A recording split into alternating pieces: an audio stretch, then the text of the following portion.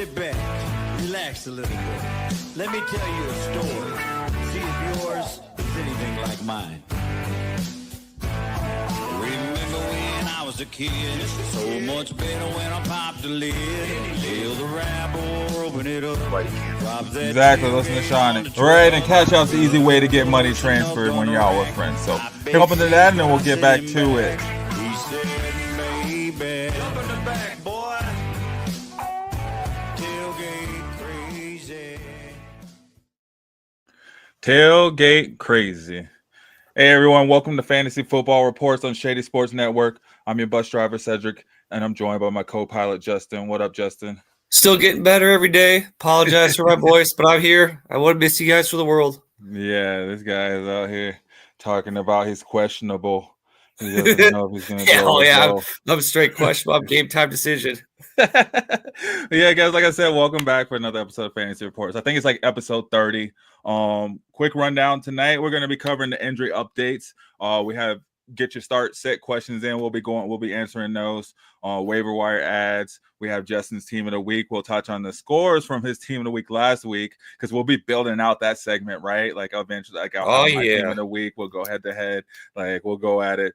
His IDP player of the week, top scores from last week. We get to that. Then we have our Broncos preview and our Lions preview. Some more start set questions in there, right? You guys know how we do over here in Shady Sports, man. We'd like to have a good time. So get those questions in. Fan engagement above all. So don't forget to share, like, and subscribe. And thanks for watching, you guys that are joining. Get on the wagon. Get on the wagon. Let's get this wagon rolling. So yeah, we're gonna start off. We got the injury updates tonight for you. We're gonna come on. Actually, Justin just put me on to this really dope fantasy page, fantasyalarm.com. So shout out to fantasyalarm.com, and we'll just look through there. They got, what was that?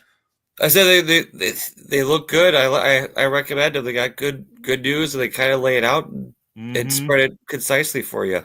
Do you think they're good enough to share on the page, or should it just read from the from their injury? What do you think? Whichever you prefer, whatever is easier. Well, let's see. Let's see if we can add this page over, and then go down from there, right? Yeah. So, well, let's leave it off right now. I don't want to get tagged for anything. We'll check and make sure we can use it. Yeah, that'd probably be safer. Right. We haven't been tagged on Facebook for a while for copyright stuff. Yeah. I mean, you can go through your list of stuff, and then whatever we missed, we can check back on that website. Yeah, that is true. So I did make a list, man. Look at this guy. Keep me in check. Let me see. Let me get to it. I do have a little list here. So so injury updates, going down my list. That's a couple things I saw. We got Pacheco designated to return from IR. Now all that means is that the Chiefs can open the window for him to be reactivated. They have 20 days to do so. So he's on track to get back. When that is, could be this week, next week, week after that. We don't know. That's true. But oh shoot, hold on. Let me get my little banner up here, man, for the injury up. So just keep him up on the horizon. I mean, as far as your roster space goes and lineups, just keep him in your IR spot until further notice. So and all you Hunt fans, I mean, maybe you're looking to sell high or whatever. Maybe you're looking to ride out into the, ride out your last glory days. Who knows? Right, but we do have Pacheco designated to return from IR. Dak, and we knew this. Dak Prescott to undergo season-ending hamstring injury. So, if you had Dak, you probably already were looking out for a replacement. He is safe to drop to the waivers.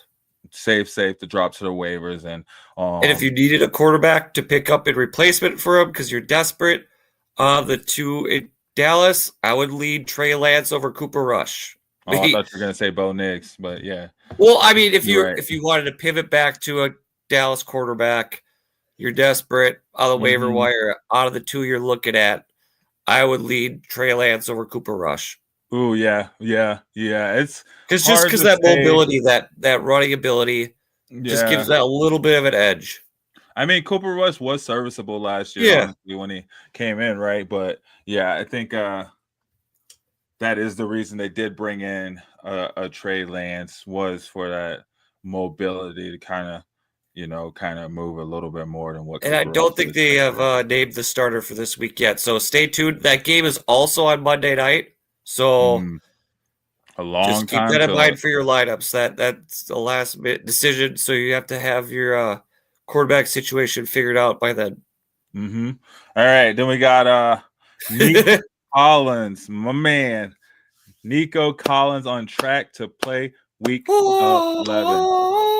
Right? He's back. I've been waiting for him, man. Yeah, he didn't want to be out of the field to catch that L last week against the Lions. He wanted to wait. It might have been a different story. Probably, maybe. We got Damien. Whoever has Dak in fantasy needs therapy, right? I know, boy. I mean, no, I didn't have Dak. I wouldn't have drafted him anyway. I didn't draft him anywhere, but I would think people who did draft him are probably having a rough go of it right about now. Yeah, that's like he said, they need therapy. Yeah, but my man Nico Collins is on track to play week 11. Everything's going as planned. So you're comfortable firing him in your lineups this week? I think that game's Monday night. But hey, on Sleeper though, the cool thing on Sleeper though, right, is you have that substitute. Yep. Whether you have one or you can do even as many as 3 substitutes.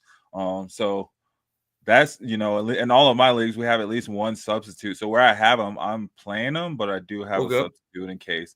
But I think when are they playing? Since his game is Monday night, though, they won't auto sub until he starts. And if you have other players that are playing Monday night, it won't do the auto sub. Unless you have fun fact. Unless you have Tank Dell or or what's his name from Dallas? Xavier Hutchinson, John Mechie, or Robert Woods. Yeah, any of those options. So there are some options for sure to pivot. Or on the other side of the ball with the Cowboys, you got Jalen Tolbert, Jalen Brooks. You got, I don't think Brandon Cooks is back. I think he's still at IR. And then you got, I think that's about it on the Dallas side if you want to choose for wide receivers. What up, Austin? What's up, Austin? Welcome back. Hey, we got some add-ons, man. We got my man Chris joining us in here. Oh, yeah. Oh, man. Let's see. I don't know. He doesn't have his video up, but I think he wants to come on. Actually, we'll go to a break really quick. Oh, perfect. And then we'll come back and we'll have Chris on. Awesome. Cool. So, Austin, thanks for joining in. Damien, thanks for getting that question in, man. Let's keep it rolling. Keep them firing, guys, as the show's going. Throw us your question, comments. Let's keep this conversation going. Get those start questions in. Yeah, we'll touch on those after the waiver wire ad. So, guys, again, this is Shady Sports Network, fantasy football reports on Shady Sports Network. So, thanks for tuning in. Don't forget to hit that like button. We'll be right back.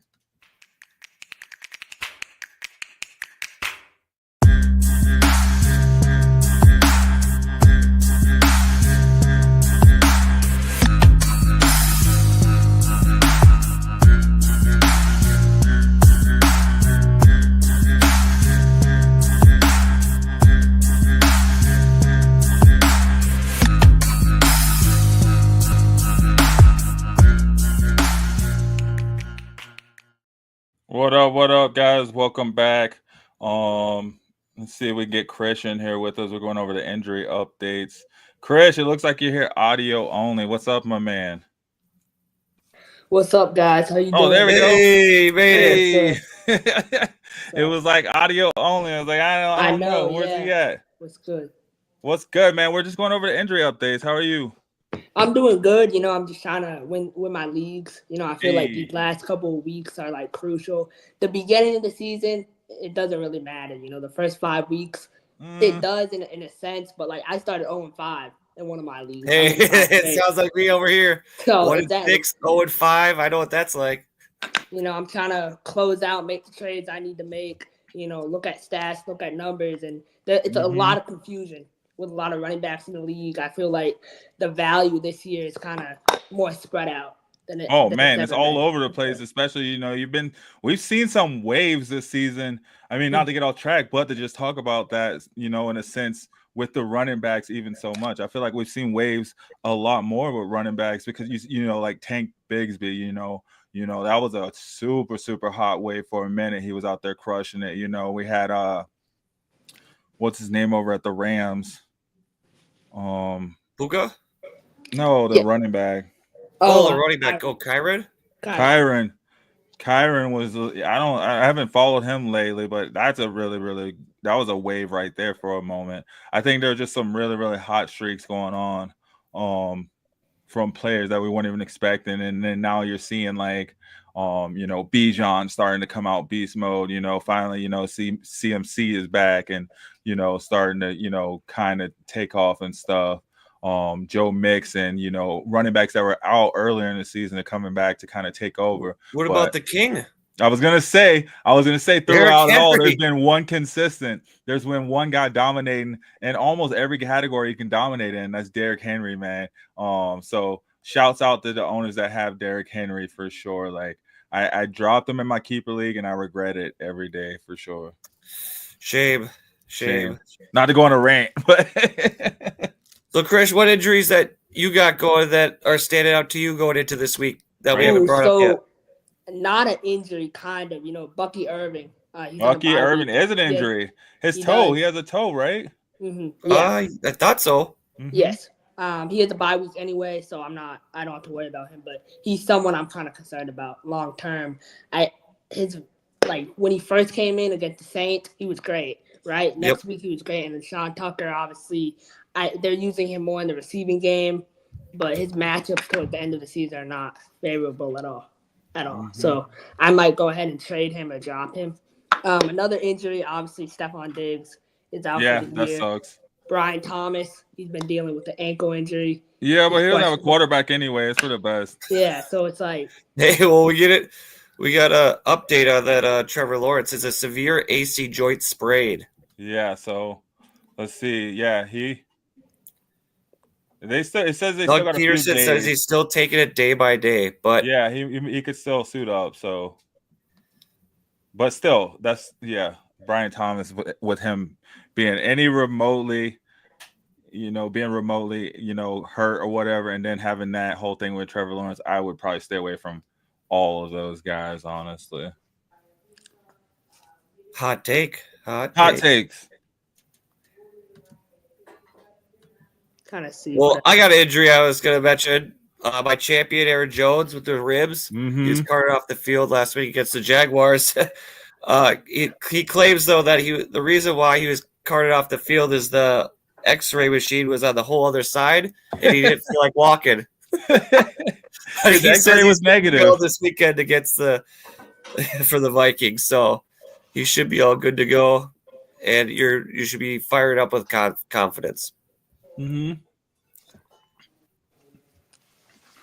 Anybody else, Chris?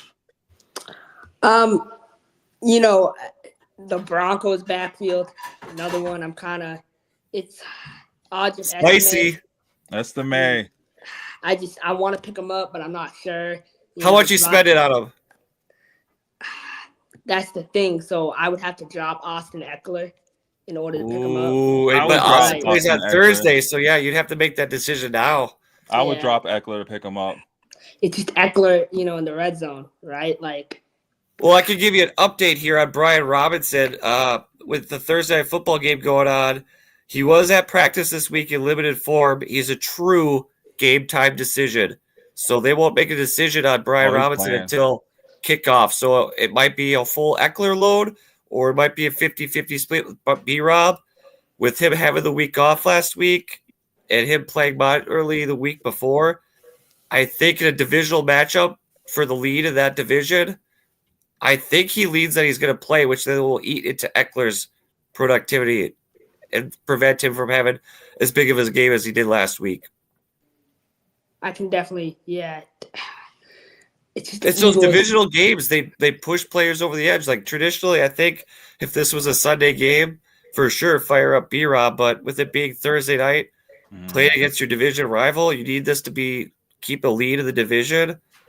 I think they might force it and make him play and have a 50-50 split. I'm just kind of looking at the matchups, like where the Eagles rank. Their run defense at one point was ranked 25th.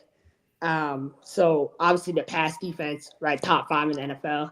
And so that's why, like, when I get into this week, I my 2 quarterbacks are Jaden Daniels and Josh Allen, right?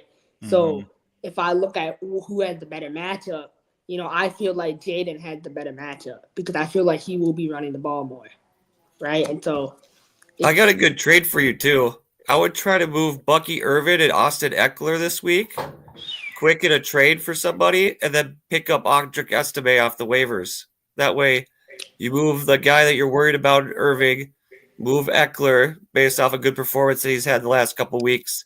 You're able to pick up the rising star in Denver, and whoever you get in the trade to add to your lineup as well. Like, that might be an option. Definitely, and that's definitely something I looked into. I picked up Estime, so I'm waiting for my waiver wire to complain. But if it doesn't, who are like some running backs you would kind of look into, who match Bucky Irving or who match his value? I would, because he's also on a bye week, I would lead for James Conner potentially. See if you could swap for him or Chuba Hubbard. Me and Seb were talking that off stage. He'd be a good running back to go after. Would you look at what? I feel like ETN's probably available in most places. Yeah, like that would be a good move too. I think it's a deal you could get done. ETN's a good move. I feel like I'm playing ETN this week, so I'm playing against Curtis this week. You'll be fine. They're going up against the Lions. They're not going to let them run the ball. They kept Mixon underneath 100 yards this Sunday. Hey, he still got me 16, but I think this would be a good week to trade for him. Keep him on the bench. Yes, and then absolutely. Start him down the line, for sure. Speaking of trades, said we got one in chat here. If you want to, I saw that. Yeah, before we get into those waiver wires, let's see. We got Crooners live. So hey, Crooners, thanks for joining. Hope you like, follow, and subscribe, and we'll give you the best advice here. All of it. Bring it. Kyron and Puka for Saquon. Absolutely. I would do that deal. Are you well, I guess it sounds like he's getting Saquon because it says for Saquon. Yeah. Are you the one? After I saw that hurdle last week, I'll do that deal for Saquon. Man. You got a running back who could jump backwards. Saquon against Washington, though? Are we absolutely. Najee Harris and Jalen Ward were running wild over the Commanders' defense. And that's another guy on the waiver wire, potential trade for ad that I would maybe target as a Jalen Ward. Najee Harris popped up on the injury report after Sunday's game with an ankle. Yeah. He's on mine. He says he's fine and should be good to go for Sunday, but Jalen Ward would be a nice, safe ad to have just as insurance in case he's not able to go. Because if you're in a league like said where you have that sub ability, even if Najee doesn't play, you can set Jalen Ward as the sub. And as game time rolls around, flip him in. At worst, I think he'd be a great flex this week against the Ravens. How do you guys feel about Adam Thielen and Jordan Addison for Travis Etienne? I think that's Adam Thielen. Somebody has him on their team. Yeah. Yeah, if you're getting Etienne, I think that's fair enough trade. You're getting a proven wide receiver one, an emerging Jordan Addison for a running back one. I would do that deal if the other person's up for it. I would be scared to send that offer. But back to it. Yeah, so we're doing Kyron and Puka. Yeah, so I would do the deal, Crooners. I would definitely, if you could, I would take advantage of that. What do you feel, Seth? You good with that, Chris? Yes, I definitely agree with that. I think that's a good trade. I think Saquon, he's peaking right now, and he's a great ad for playoff. Kyron looked shaky this week. I won't even Yeah. Yeah. See, that's what I mean. But those waves, I think man. Crooners is also giving up good value. He's giving up a wide receiver one in Puka, a running back one in Kyron, so there's not that much of a dip that the other guy's getting. getting. Is it good value, though? I mean, Puka's inconsistent. But we've seen, though, when Puka does pop off, he's able to carry your wide receiver room and wide receiver numbers when he's able to. It all comes down with Matt Stafford and him getting the ball, but he has the talent and the ability to have those big performances. True. here's another one that I'm thinking about doing. So Crooters, I if you wanna- can, smash that deal. Yeah. I want to trade for George Pickens. So should I send Josh Jacobs and Deontay Johnson for George Pickens? Is that fair? Josh Jacobs and Deontay Johnson. No, Deontay Johnson ain't had a point in four score in 7 nights. But John Harbaugh said this week after Sunday's games that Deontay has gotten comfortable enough with the offense that he trusts putting him out of the field more and Is get more Harbaugh play out there in time. the field throwing the ball to him now? There's like 18 other receivers before you get to Deontay Johnson, Ooh, hot take. including. So you 5 wouldn't do tight that deal, ends. said? What was the deal again? It was Jacobs and Johnson for Pickens.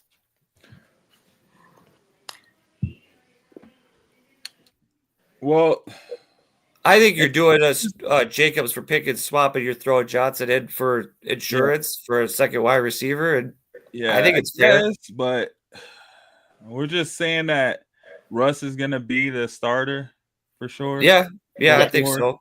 At this point, you can't go back to Fields unless there's an injury. True. They're winning games. True. Yeah, I mean, I guess it's. I mean, yeah, if you can do it, do it.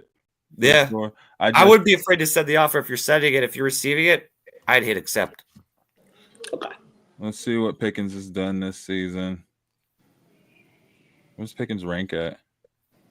Probably a top 20 wide receiver easily.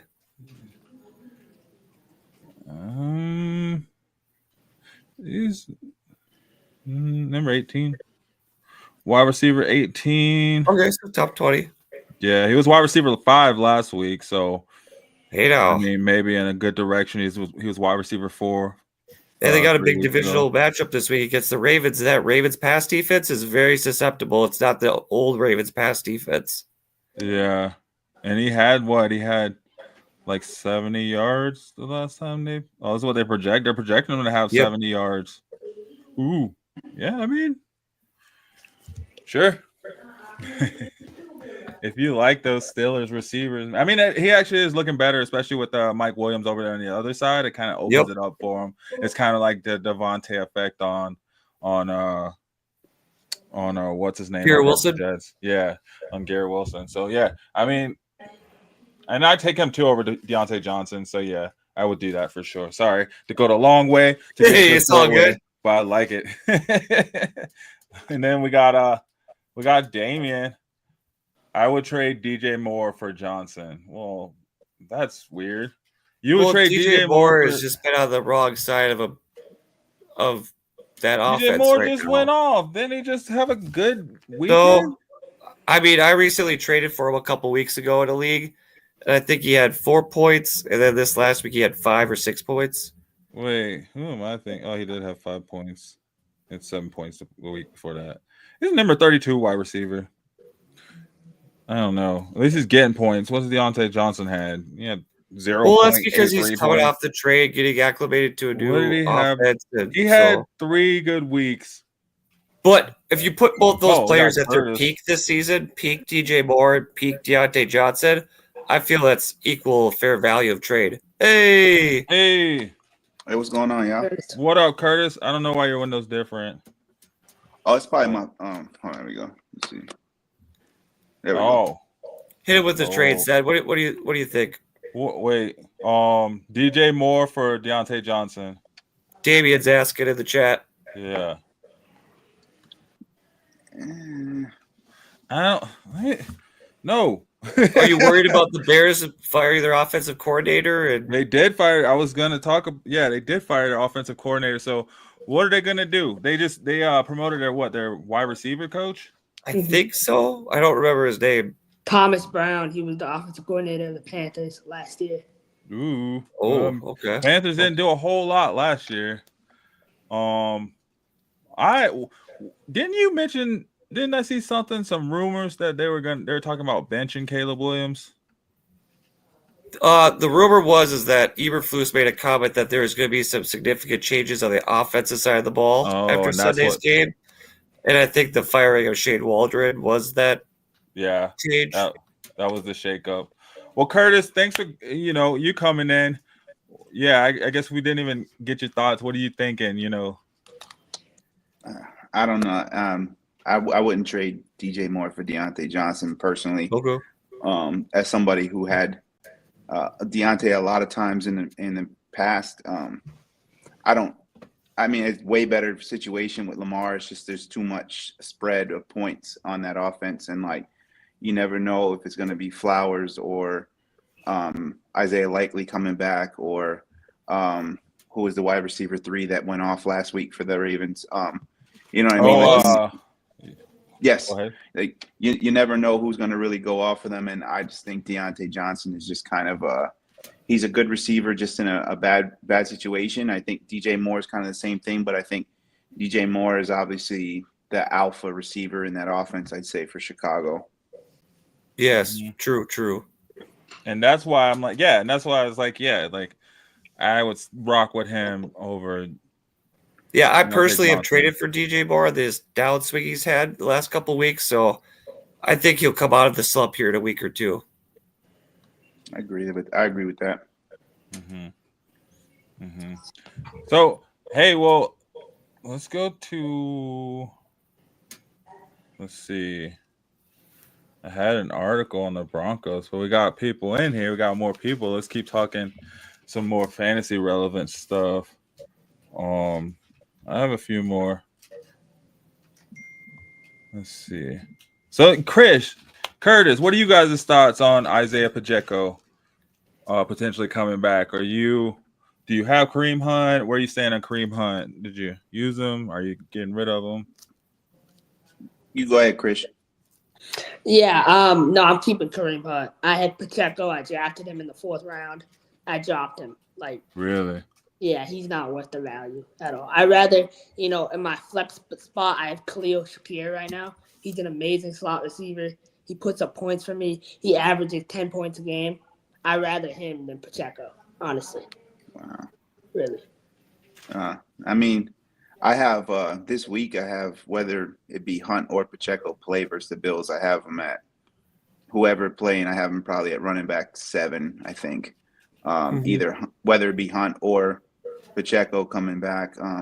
Obviously, if Pacheco comes back and he's healthy, I mean, he doesn't really have the passing game upside that Hunt does. He never has. He's always just really been this 15 to 20 touch kind of guy a game and then touchdown dependent, but he's been getting it. So obviously you just kind of roll with the hot hand. But yeah, as somebody that's really weak at running back this year, I really went heavy on other things. I would take Pacheco over any of my running backs that I have in a couple leagues this year. So, I mean, you know what I mean? It's just Chris just got these rich man problems, I guess, Would you take Pacheco over DeAndre Swift? That's my running back I have right now, and I'd say they're the exact same guy, just on 2 different offenses. Yeah, Justin has him as his player that's descending right now, going down. Maybe the offensive coordinator change is a good thing, but Ted, when these things happen with teams midway through the year, it kind of puts them like in a little mid-season funk, and it takes a week or 2 to like recalibrate and find your identity again. Of are you going to be pass first? Are you going to be run first? Are you going to bail Caleb out in the play calling and dump it off to Swift? Are you going to rely on Swift to run the ball?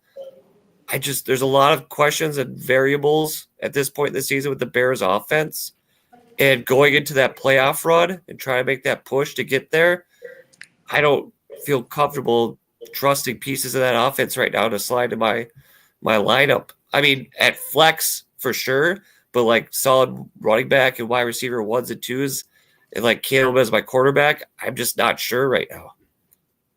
Yeah, I've been having to run DeAndre Swift at RB2 pretty much all year. In a league that I run, I drafted CMC 2nd overall. That didn't work out for me, but I was able to pick up Jordan Mason that first game, and I rolled with him, and it was looking really good, obviously, the first 4 weeks, and then he's just been kind of the And that's a kick return, punt return point league.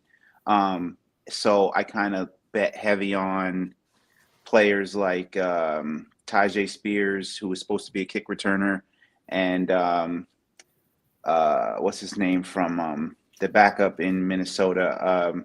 Tyson Chandler. Chandler was supposed to be listed as a kick returner as well, and then neither one panned out. So those were like my backups to CMC and DeAndre Swift, and it was just ugly for it was real ugly. I'm lucky I got a trade, but I think I'm 4-6 in that league right now, so it's not looking good for me. Yeah, I feel you. I'm in a lot of my leagues, I'm sub 500 right now. It's not looking good. It's the injury bug was nasty this year to me. Yeah, and it was just the first 4 weeks of the season just didn't make any sense fantasy wise. Like, Yep. who was scoring the tight end? Like, there was no good tight ends. There was the quarterback scores were all down except for Lamar and Josh Allen, and obviously Baker, and who drafted Baker. He's probably like for the most part, I'd say he'd be a pickup unless it's a 2 quarterback league. Yeah. But more power Baker, to him. I mean, Balling. He's balling. I was gonna say he is balling though. That's the thing about it. Like, gosh, like I wish I would have drafted him. Even with his wide receivers out these last 2 weeks, he's still been respectably putting up quarterback 1 numbers. Yeah. They said David is great. I saw something like Field Yates said that Baker all of last year only had 3 top 15 finishes or 3 top 7 finishes, and I think he said he had this year. There's only 3 weeks he hasn't been in the top 7 of finishes. So it's insane. And to think Godwin being out and Evans being out and those lackluster receivers that they have, but K. Dot, and I think he's the best tight end in all football right now. Hot take Tuesday. Oh no, he's been putting up numbers the last few weeks. Aside from last week, he stepped up big time. He was a little dull last week, but he's still been going off. Yeah, and I'm still starting him, so I'll take him. So, what do you think from Monday night's game, Said? What are the big takeaways?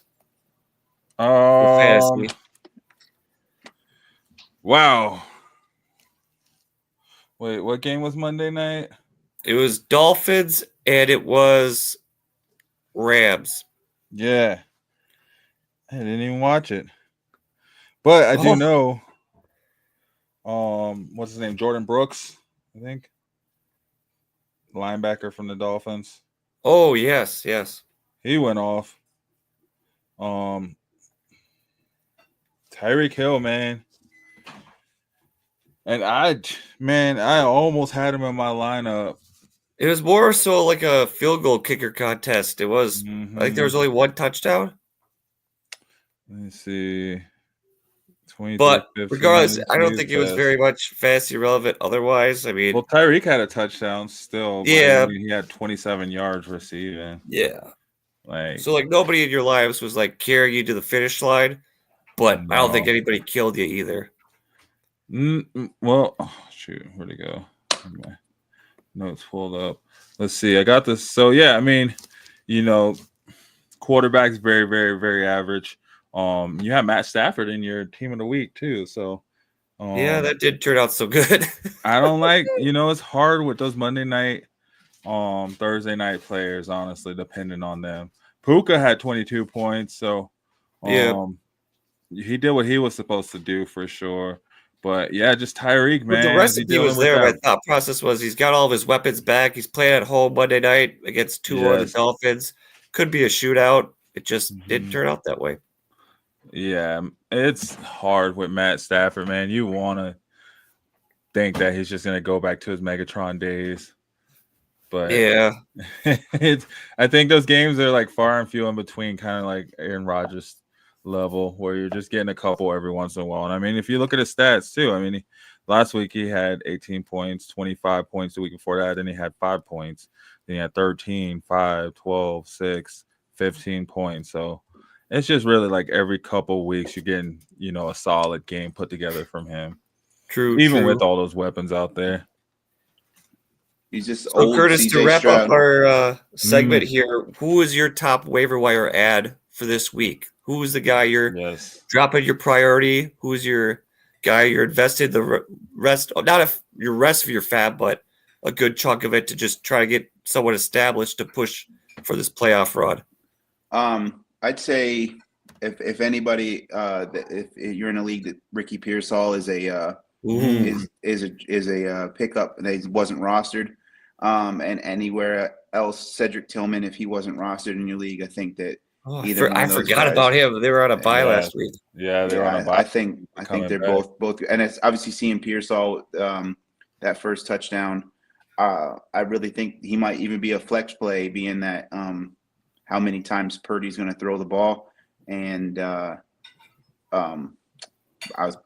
Brandon Ayuk being out for the rest of the year. Jawan Jennings obviously can be a dependent wide receiver too, but he's also hurt. He's missed some games. So with CMC back in the mix, I know there's going to be some passes being targets being taken away from some of the receivers. But I mean, you see Purdy's going to throw that ball, and the 49ers defense, I know that they're talking about. I'm drawing a blank too on the linebacker that tore his ACL last year in the Super Bowl. Fred Warner? No, the other one. Greenlaw. Yes. So I know they said Greenlaw's coming back, so maybe that's going to change up the defense a little bit. But their defense it's suspect this year, just like how the Ravens' defense is suspect this year. That's why I don't think anybody's really scared of the 49ers defensively like they used to be. It's just they're not the same. But yeah, I'd say Pearsall or Tillman, if they're available on your leagues, are my two guys. Perfect. I love it. And to go add to your point on Pearsall, I rewatched that game, not the all 22, but just the broadcast. That guy has great separation after catch. So not only is he could get over the middle, not necessarily to blow the top off the defense kind of a guy, but like his ability to like catch the ball and turn, plant, and go and create that separation. You could be getting a lot of points and a lot of receptions of Brock Purdy bailing out on plays and finding him in the gaps, the zones, and him exploiting that soft coverage and taking another 20, 30 yards maybe into the house. Yeah. And he was a world-class athlete in college. So, I mean, who were we talking about? Brock Purdy? Ricky Pearsall. Oh, Pearsall. Okay. No, Pearsall is a beast. It is for him to. I would drop a chunk of fab if he's still available. Yeah, to pick him up. Yeah. So we got a couple more questions. We'll do these quick questions. Then we're gonna cut away to a promo after that, and then we got Justin's team of the week. We'll touch on that. So yeah, we got Damian said. Speaking of quarterbacks, he has Caleb Williams. Needs to replace him ASAP. Who can y'all recommend to replace? What are you guys thinking? Russell Wilson. That's a good one. That's a good one. I have Justin Herbert. That's that's a good one. You guys took my 1 and 2. Maybe if you could pluck him from another team. I don't know. He's been playing Kyler Murray, but he's been doing good now. Like he's starting. Somebody has him. They're not getting. If we're talking strictly waivers, though. Yeah. Bo Nix. Yeah, but I mean, is it a 12-team league? You know what I mean? Like, yeah. Because if it's a 12-team league, I mean, there's no quarterbacks. Well, if it depends on if it's a 1 or 2 quarter, but you know what I mean. Knicks might be available. Yeah, 2 quarterbacks, everybody's gone. I'll tell you that much right now. Yeah, I'm in a 1 quarterback 12-team league, and Trevor Lawrence is on the waiver wire, and nobody's picked him up in about 5 weeks. So okay. Yeah, so it's just the way it works. Yeah, I know exactly. Jameis Winston is a good. Ooh, he should be snatched up anyway, right? Just sitting there on your bench if you got the room. It's a 10-team league. So how is it 1 quarterback, Damian, 2 quarters? Sounds like it's 1 quarterback. Okay. 10 man, team. You got there's probably. You mean you're talking about? You're good. You're talking about Kirk Cousins is probably on the waiver wires. Yeah. Even Derek Carr, if you want to go out on a limb and really push it, I mean, are we afraid of the Cleveland defense or what? In a 10-team league, C.J. Stroud shouldn't be starting. So I mean, he should be somewhere on the waiver wire in that league. Yeah, I mean, Drake May is he available? I would definitely roll with Drake May. He's obviously got some wheels. Pretty boy Flacco. I got one, and it's not really pretty at all. But Brock Purdy, is he available? What? Geno Smith. Geno Smith. Hey, I just looked here too. DK Metcalf is projected to go you this gotta weekend, so call Geno because he won't write you back. So you better that call too. him. But it's a big divisional game. They're going to be in San Francisco, so the weather should be nice. And if DK plays, he's got his full complementary of pass catchers. I think that'd be a good pivot too. Mm. I mean, if you're absolutely desperate, and he's probably sitting there in a 10 team, you got Will Levis. I mean, just for that rushing ability, but he said best available is Sam Darnold. Well, there you go. Right with Sam Darnold. I would do it. You scared of Sam Darnold over Caleb Williams? I'm not afraid of Sam Darnold at all. Yeah, right. Like, I'd do it. Like Arturo says, are y'all scared of JJ? Darnold looks so not bad. At all. I would keep firing up JJ. I'm not worried. Yeah. That was just a weird game. Yeah, I mean they're gonna have it. But hey, we're gonna cut away to a promo. You guys, you're watching Fantasy Football Reports on Shady Sports Network. As always, don't forget to smash that like button. When we come back, we'll be touching on Justin's team of the week. We'll talk about his team from last week. See how they did, and then his team of the week going forward. Maybe you have some of these players. So we'll be right back, guys. How are you? Bring them things, bring them things. I call the plug, bring them things. I bring them things. That's money. That's cash out.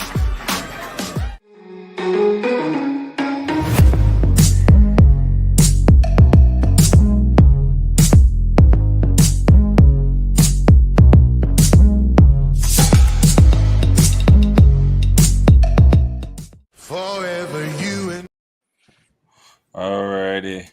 Yeah, we shut down. I need to clip that. Maybe we'll get the Manscaped back. I still use the product. I still like it. Yeah, guys. So I'm with David here. I know it was a desperate dart throw, but yeah, I would be trusting Will Levis this week.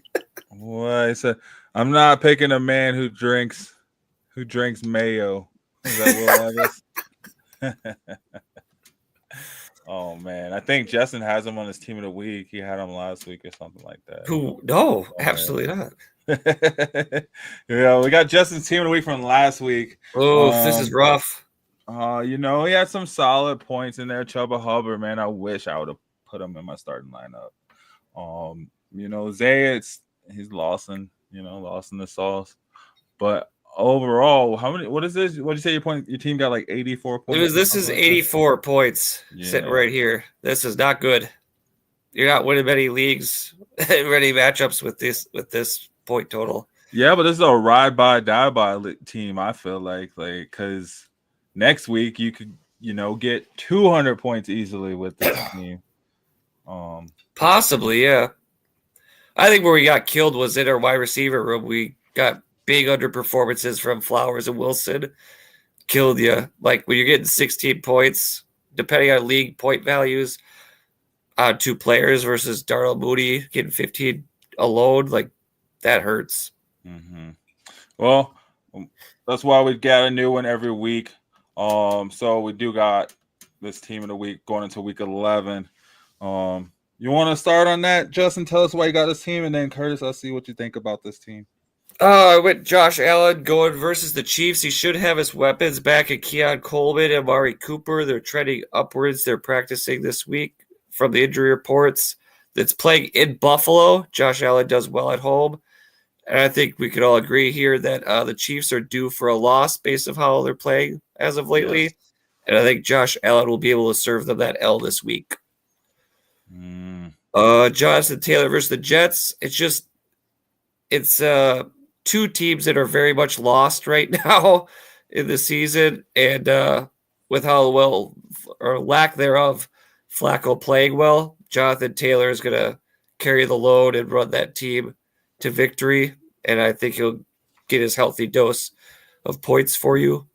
The other one, David Montgomery against the Jaguars, I feel like this is a game that the Lions should have in hand, and there wouldn't be much need to throw the ball, especially off a performance that Goff had this Sunday, and they'll trust Montgomery to move the chains and punch the ball in at the goal line. So that should be good. I went Cortland Sutton here with the Falcons because I think Bo Nix is starting to come into his own, and he's really relying on Cortland Sutton to be his big play guy and his red zone target. And I think he's got a string of good games up to this point, and I think that continues this weekend against the Falcons. I went George Pickens with the Ravens game solely because Russ is playing well. He's trusted his guy Pickens, and I think he'll be able to exploit that soft Ravens secondary. On the other side of the ball, for tight end, I went Mark Andrews versus Steelers. I think the Steelers will do a good job of shutting down the outside threats with Flowers and Johnson and Bateman and Wallace and whoever they throw at them. So between the posts, in between the numbers, I think Mark Andrews will flourish there and around the goal line for Lamar Jackson. He should do well for you. As a flex, I took Chase Brown against the Chargers.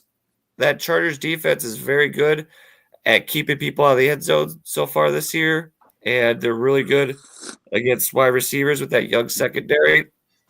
And I think out of the backfield, Chase Brown will be able to help Joe Burrow be a security blanket in the passing game and running between the tackles and keeping the chains moving. Kicker, I think this guy's going to have a bounce back week. Fairbairn against the Cowboys Monday night in Jerry World. I think he'll have a big bounce back game, get you a solid, hopefully dozen or so points, and recover from that devastating loss last week against the Lions. Then I went with my defense, a little bias here with them getting Zadarius Smith into the lineup. That's going to help with the pass rush. And if it's Mac Jones or Trevor Lawrence back there, I know Bigsby's a little bit banged up too. The Jaguars are just hurting and not playing good football. And I think the Lions will get some turnovers and punish the Jaguars. It could be a really big game for them on the defensive side of the ball. All right. So yeah, Curtis, how you feeling about that? We'll start with Josh Allen. I know Josh. Allen. Just to give you context, when I come up with these assembled team of the weeks, I kind of factor in the fact that these are teams you probably drafted. Like I don't do all superstars or just like mega super teams. I try to build them in the sense of where you could have acquired them through trades or drafted or picked a waiver wire and put it all together to have like a consensus team. I was thinking it was a DFS lineup at first until you said that. So it does make sense. I like Josh Allen versus the Chiefs this week. Obviously, the Bills are 8-2, their best start since the last time they went to the Super Bowl. I think I had Josh Allen at probably quarterback 5 this week for a start, in fantasy ranking. I don't see anything wrong with him. I think the Chiefs are beatable. Like you said, I think they've been playing like crap. They got lucky with the blocked field goal. They got lucky with a couple of things this year. Sorry, said. But I like Josh Allen. I like his rushing ability, obviously, his goal line work. And ever since they picked up Amari Cooper, they have a legitimate wide receiver threat other than Keon Coleman. I think he's out. Who's out, though? Will Amari Cooper be playing? Is Amari Cooper playing? I don't think they have any receivers right now. And they got Shakir, I know, and then they have Dalton Knox and Kincaid. So, and then James Cook he's a pretty good. If they utilize him the right way, he's very, very good. I just think they've been using him. They used him right earlier in the beginning of the year, and then all of last year, I was wishing that they used him like how they used him this year. So, I think he's a lot better pass catcher than his brother is. He's not as valuable as you're going to need 1 yard out of James Cook. He's not going to give it to you. He's going to get tackled behind the line of scrimmage because he's just a smaller running back, but he's very fast and he has a good skill set. He's just not. That's why Josh Allen is the hammerhead, there for their goal line work. So I really think that I kind of hope that the Bills do beat the Chiefs, because I think that's that thing that hangs over Josh Allen's head, is that he can't beat the Chiefs. I definitely factor that into my decision too. I think they're talking about it all week at practice. Like that is their kryptonite. They need to get over that hump.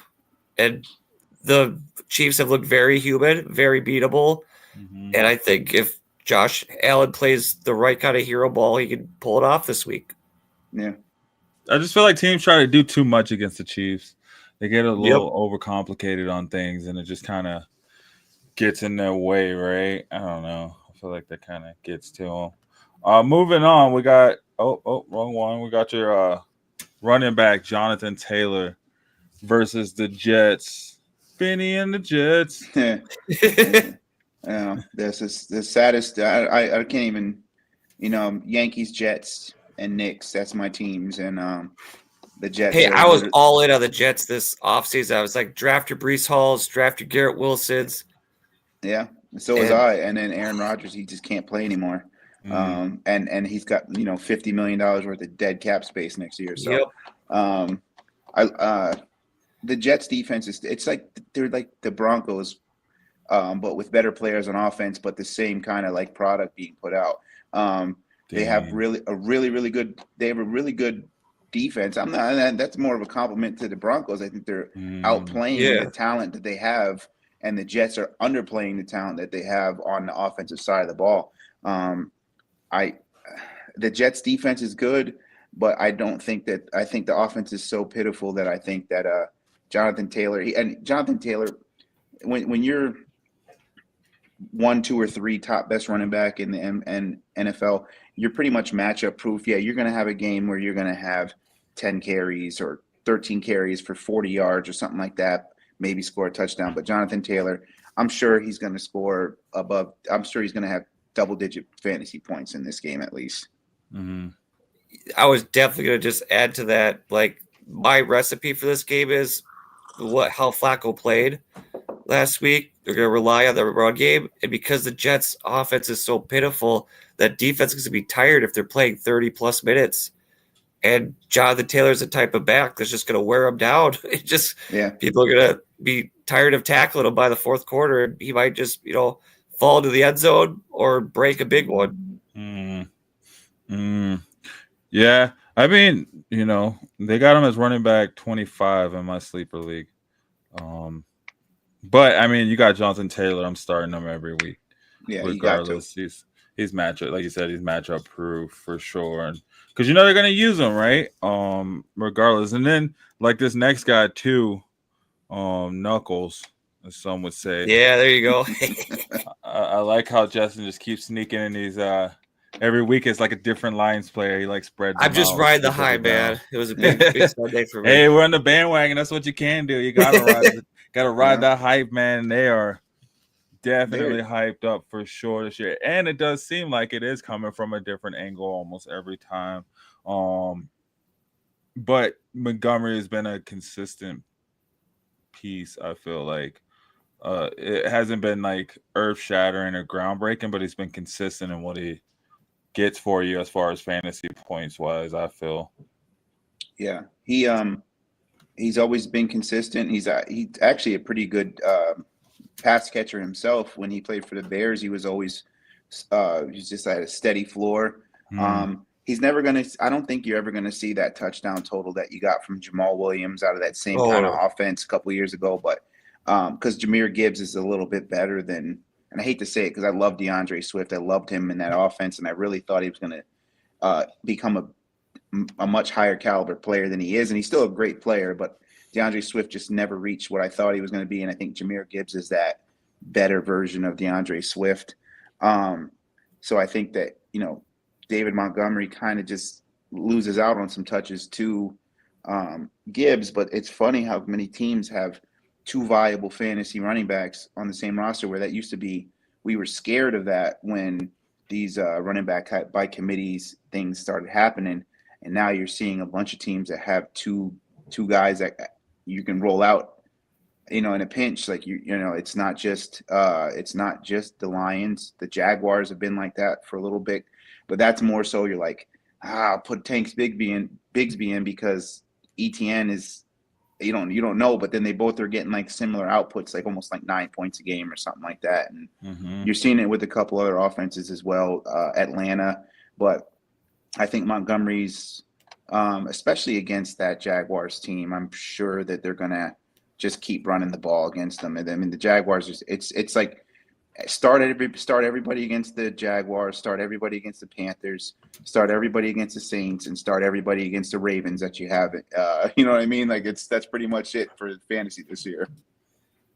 All right. Well, and then this next guy, he did just play the Ravens a few weeks ago. I don't think he had really good stats in that game, but he has had multiple 100-yard games since. And then they're going in and playing the Falcons, which I know we have. They have Jordan Bates over there, lockdown cornerback. So he'll probably be mirroring Cortland Sutton, I would imagine, even though Vela is starting to seem like the guy to go to on the Broncos. What are your thoughts on this? I like Cortland Sutton. I've always have.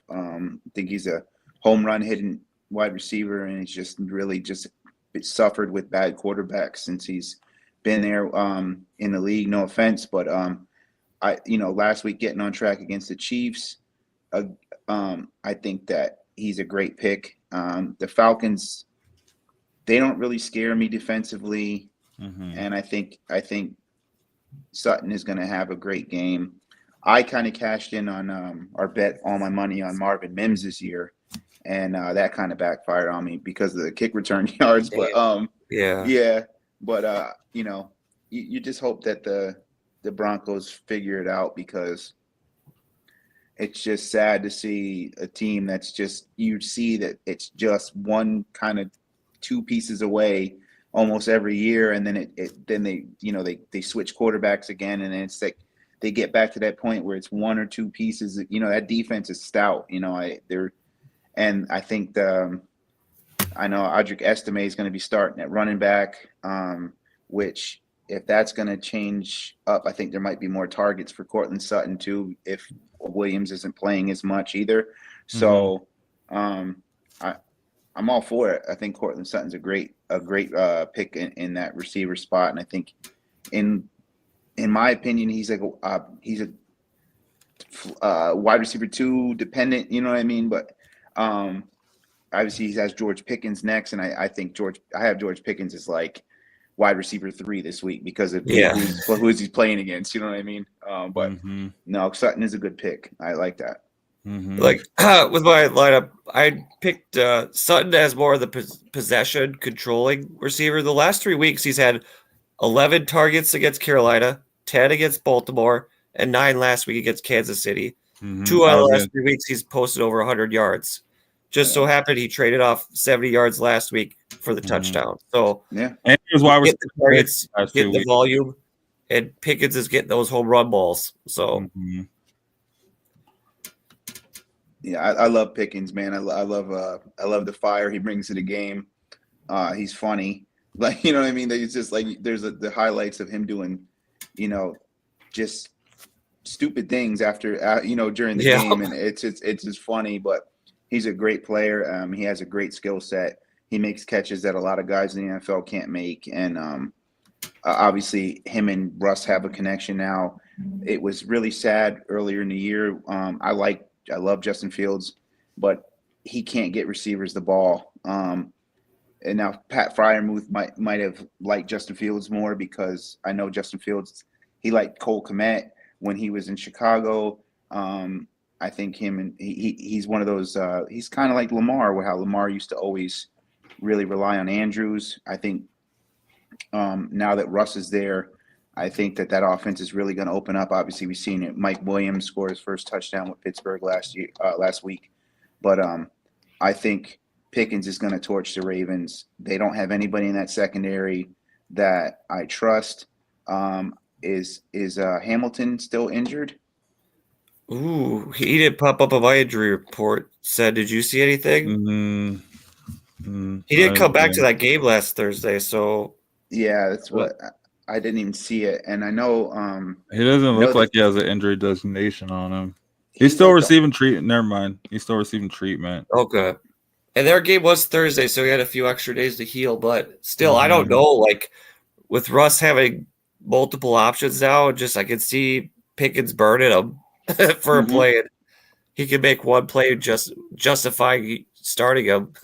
Yeah, and I don't like Marlon Humphrey, who at one point was like an all pro. He's out. He looks like a linebacker playing cornerback anymore. You know what I mean? It's like that whole secondary just needs to get blown up, except for Hamilton, I think. But I don't know what happened to the Ravens. Obviously, they did change coordinators, but they're not the Ravens that you. It's like when you see the Steelers not have a good defense, it doesn't make sense. You're like what kind of team is this? The Ravens always have a good defense, Speaking, and continuing on. Yeah. So we have tight end Mark Andrews versus the Steelers. I know you just mentioned, that connection between Lamar and Mark Andrews. Go ahead. If Likely is out again, like he was last week, I think it was 4 of the past 5 games, Andrews has scored a touchdown. And he has been really doing well as of late. There was those first 2 games where everybody was scratching their head, and then the 2 games after that, he got no targets, and we were like, "What kind of offense is this?" And then it's changed since. But Mark Andrews is a good pickup. I have him as touchdown dependent this year, just because he's not seeing that same target share that he used to see. He's out there playing. He's just not running routes, and he's not being targeted on routes as much. And I know, they have Zay Flowers, who's stepped up, and they have Deontay Johnson now, and they have Isaiah Likely, who was playing a better. He didn't practice today, so he did it. Okay. Well, maybe that might be the answer right there. And Derrick Henry, as great as he is, he's not going to get more than 2 or 3 targets a game out of the backfield, unless it's like a blue moon game. But I really like Mark Andrews versus the Steelers, and the Steelers are a stout defense. I know they just picked up Preston from the Packers, but we'll see how that team really how that defense kind of gels. But I don't think Andrews is going to not see some targets, and dependent on the league too. If you play I play a tight end premium league, where the PPR for the tight ends is worth more and the yards per catch is worth more. So, and in a league that tight end is pretty much it's been like all year. I think he's one of the bright spots, and Kelsey last week kind of got back to where he was at, but I think Mark Andrews might be one of the best choices for tight end this week.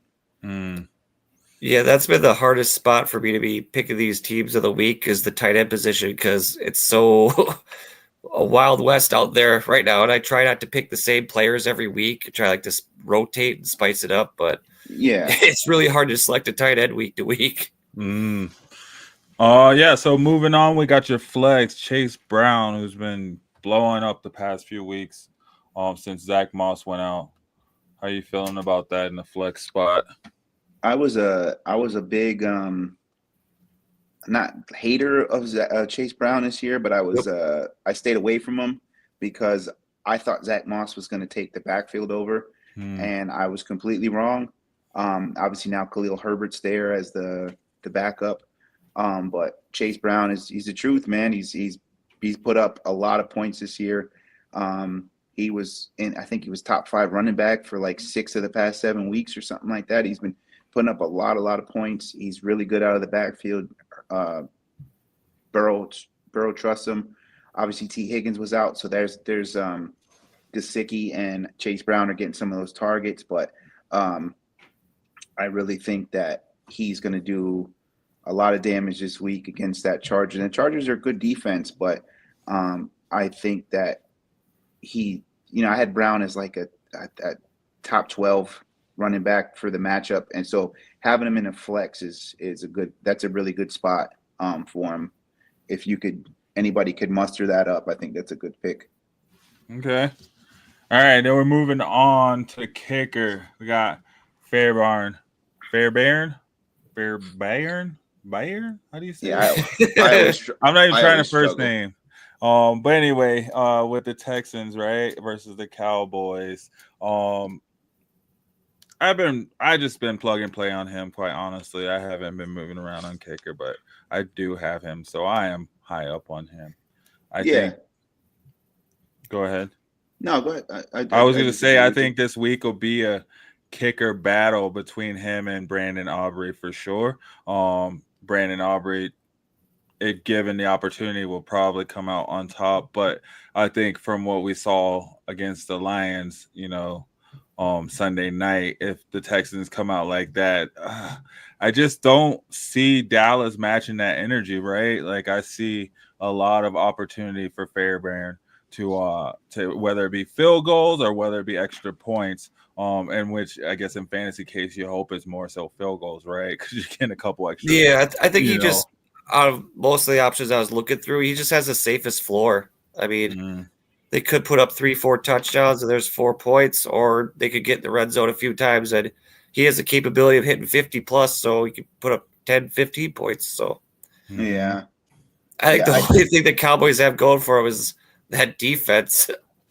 Yeah, because Parsons is back, and we don't Yep. know what the coach is going to feel like with him after last week's Oh comments. yeah.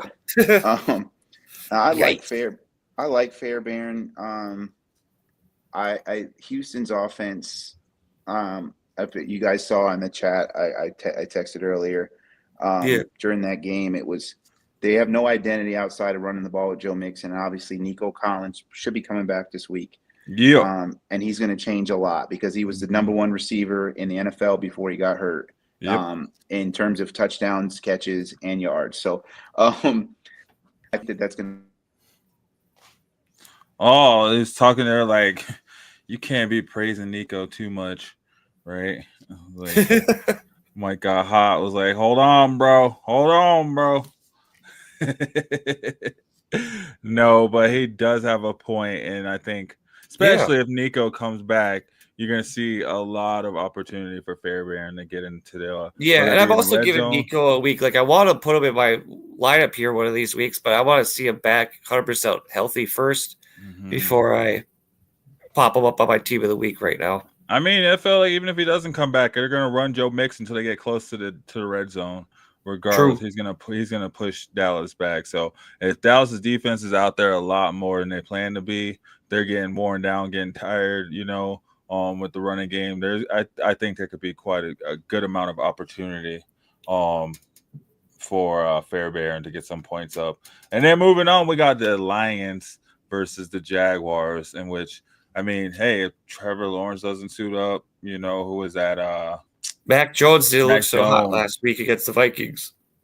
Yeah. So And the Vikings are a lot similar of a defense to the Lions, where they're opportunistic. They hit you with making mistakes and getting turnovers and points off of turnovers. So could be a second week of hell for the Jaguars.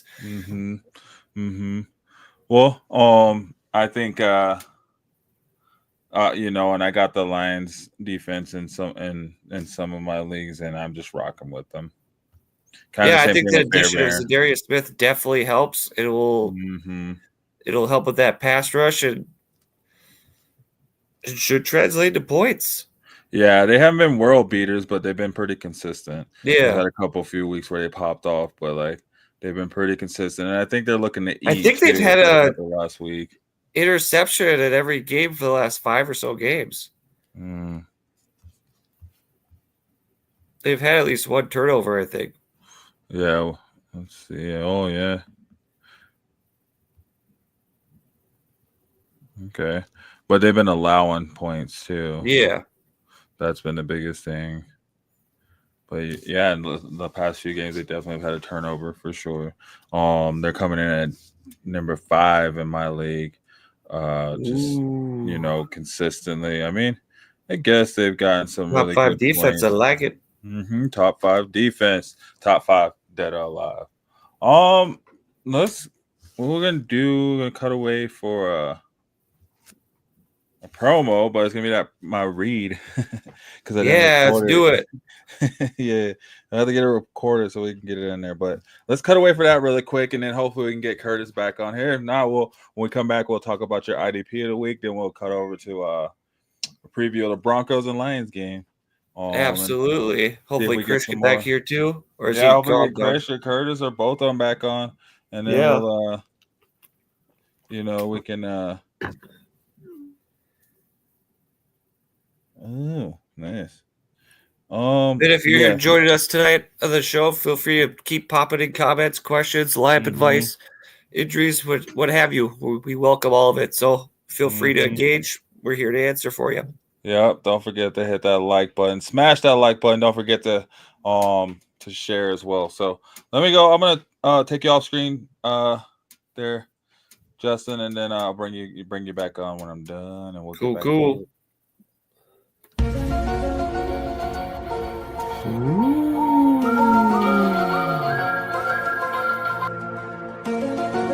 Great. So true crime fans, I have a podcast you need to check out. I'm talking about Wanted, hosted by AC Roberts. AC Roberts takes you into the darkest corners of unsolved history. Each episode dives deep into the chilling cases of killers who vanished into thin air. Some you've heard of, some you haven't. Imagine the terror of Texarkana moonlight murders, or the mysterious legends of the Bloody Benders still haunting Kansas. AC doesn't just tell you what happened. She immerses you in it, taking you step by step through each unsolved case in a gripping storytelling style atmosphere. So if you're ready to explore killers who got away, search for Wanted on Spotify, Apple, and wherever you listen to podcasts. That's Wanted, WANTED, on Spotify, Apple, and wherever you listen to podcasts. And follow them on Instagram at _wanted_podcast. Again, that's on Instagram at _wanted_podcast. Yeah, guys, so follow Wanted, check it out. Get your true crime on, craziness. And let's get back to the show. Yo, so we got we're just going over your team of the week. I think your team of the week this week is going to be pretty solid for sure. I hope so. I think it'll have a bounce back. At the very least, I think it'll do better than last week's team. Yeah. I don't know about Josh Allen so much so, but really? You don't think he can do it? Well, because he won't have any receivers. They don't know for sure if Amari Cooper's playing next week, so we'll see. That was the only one I was like iffy on though, but I mean, still a solid team. I think he'll have some great points. It'll be a shootout. He'll have to definitely use his feet, and he still got like 20 points last week without a passing touchdown. So that's pretty promising. Yeah, he somehow makes it work, and I think with Mahomes on the other side, they'll play off each other. And maybe they take it to the next level, ball out. Right. So yeah, no, I think it'll be a high scoring team for you this week on your team of the week for sure. But moving on, we got your IDP player of the week. Yes. Why good? Quincy Williams, linebacker for the Jets versus the Colts. Thoughts behind this? Well, to further the point with Jonathan Taylor earlier about him being my running back, I think the Jets defense will be on the field a lot more, so it's a lot more opportunities for plays, points, and snaps. I mean, last week he has still got 10 tackles, a sack, a forced fumble against Kyler Murray, that high-octane offense. I think with the Jets' defense being out there as much as it will be a big recipe for a lot of potential points. He's flying all over the ball. He's making plays, and he's just a higher-level linebacker for that Jets defense that really is their X factor back there that is doing well while the rest of the defense might not be up to what their standards are. Okay. And did you by chance catch that hit Quincy Williams put on Kyler Murray last week? Man, he gave him a whole new hairdo. Yeah, I think he's going to do the same thing to Flacco this week. Ew. And Flacco can't move. Oh, man. He's been... The only difference is Kyler didn't see it coming. Flacco's going to see it coming. He's still going to take it. I'm scared for Flacco. That's why they're going to use Jonathan Taylor a lot more, right? They're like, I no, think just he would run. bail him out because he had a rough game that game. And I think kind of like with Jared Goff and with Montgomery, I think they'll run it with Montgomery a whole lot more just to get that bad taste of the last week out of both their mouths. Yeah. So I feel like, they'll definitely be using Jonathan Taylor a little bit more this week.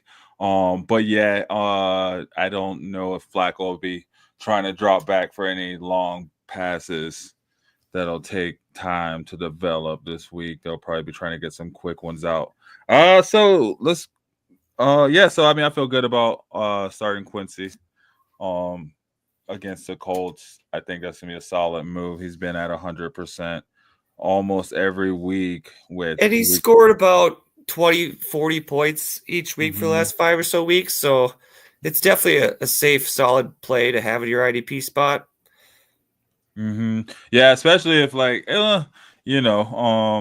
hopefully, right, you really probably want to be around Or the maybe 30. this week against the Colts that are also having their issues, this is a get right game for the Jets, so they ball out. Yeah, he did have 40 points last week, 41 points. So Because I would love to see maybe Garrett keep Wilson it get going. back. And I'd love to see Brees Hall bust one, like get those Jets players that we all invested in involved in the game and scored points. Yeah, well, it's been about that time for Aaron Rodgers to have a great game, right? So, every couple games, right? So, Yeah, right. I think this will be the game we see. Hopefully we can see them turn it around against the Colts, right? You hope that they can turn it around against the Colts, and keep it moving. So, speaking of keeping it moving, this next segment. If you guys have any start-sit questions for us this week, we'd love to answer those for you. So if you're here to chat the show with us, feel free to drop those down on there in the chat. We'll run through those with you. Yep. In the meantime, in between time, what we can do is go over some top scores. So let me go over to my league.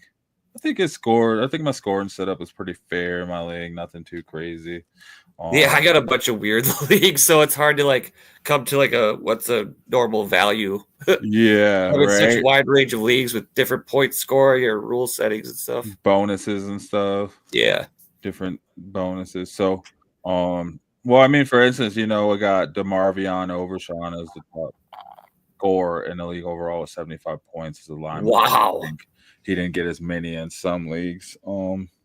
So our linebacker points may be a little bit off, but we're looking at offense anyway. So quarterback wise, we had Joe Burrow as our number one quarterback, over 33 points, 428 passing yards, 6 rushing yards, 4 passing touchdowns.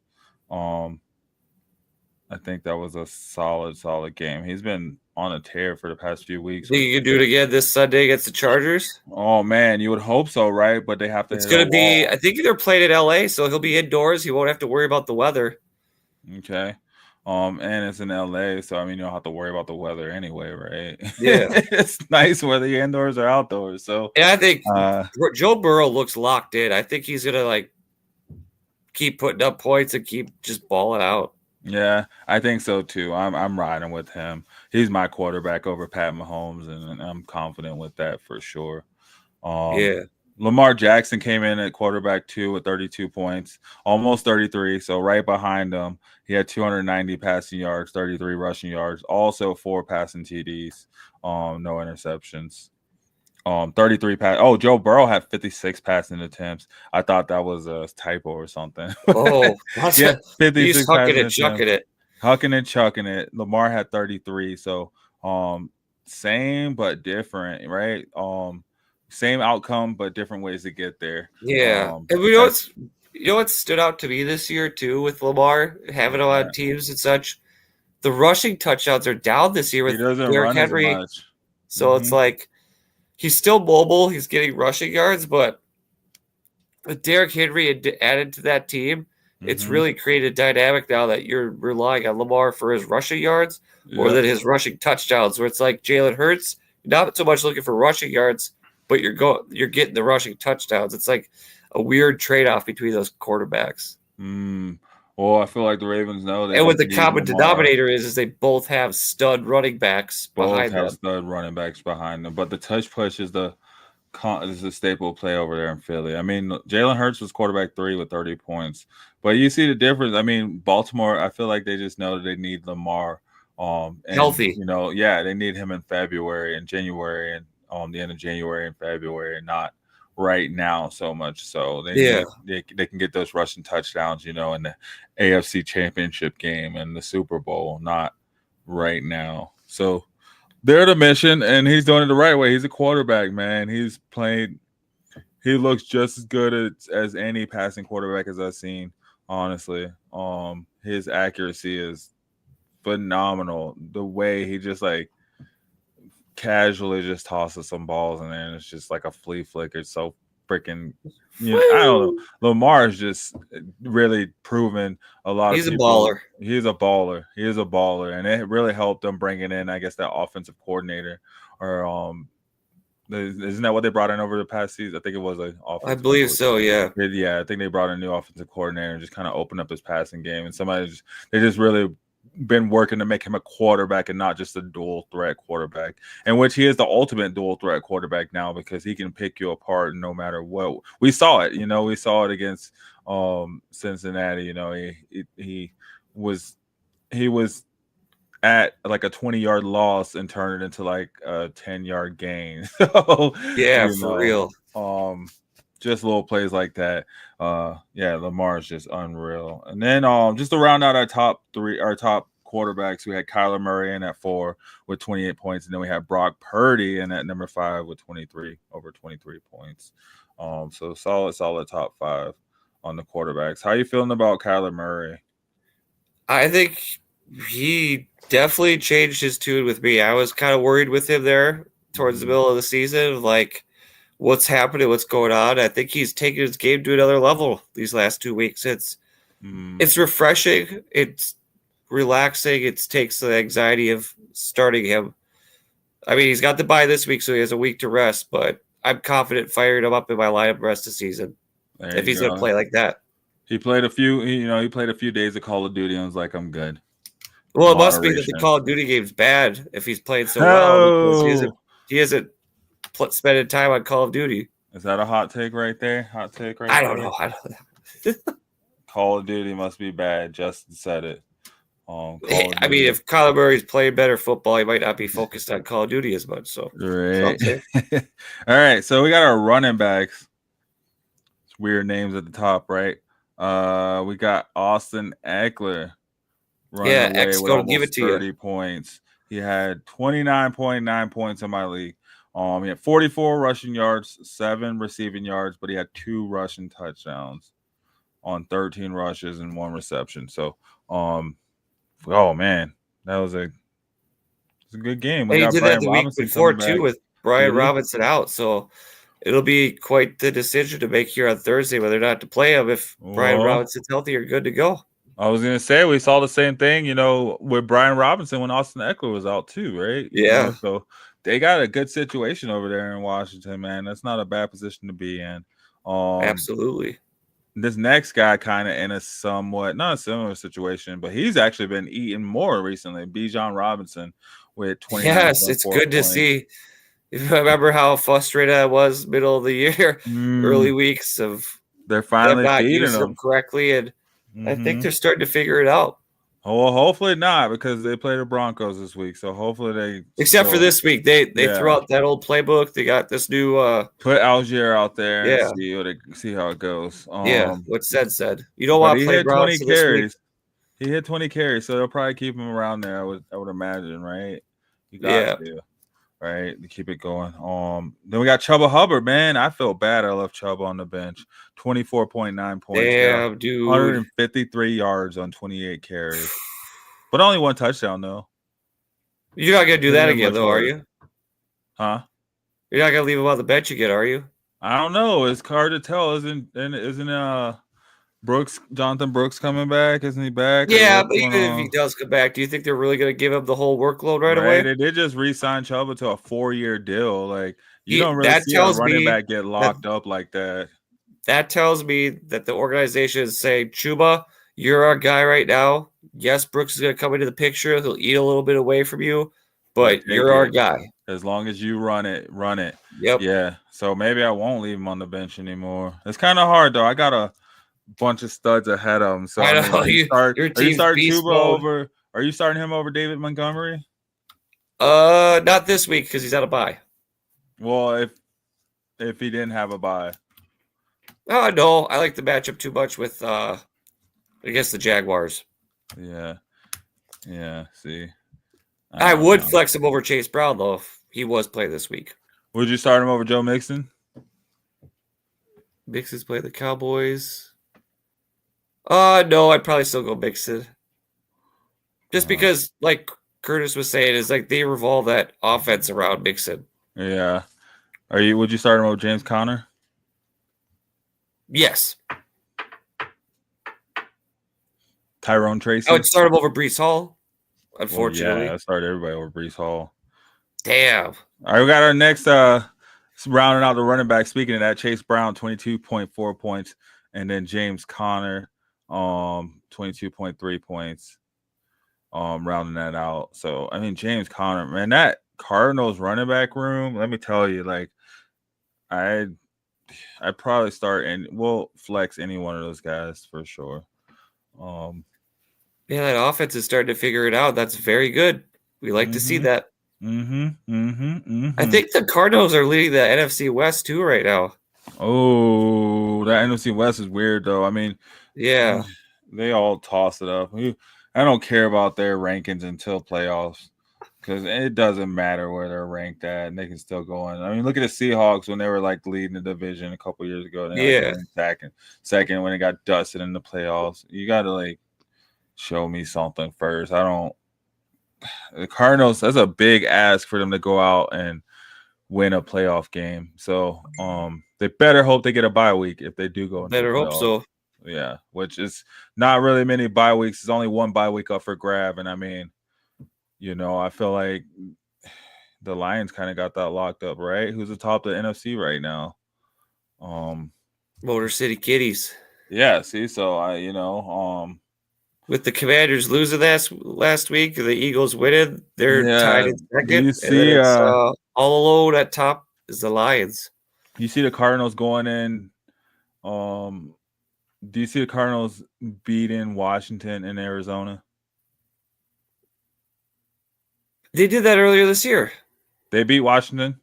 No, Washington beat them. Never mind. Sorry. That's what I'm saying. Like, I don't know, because who else? Oh, do you see the Cardinals beating the Eagles in Arizona?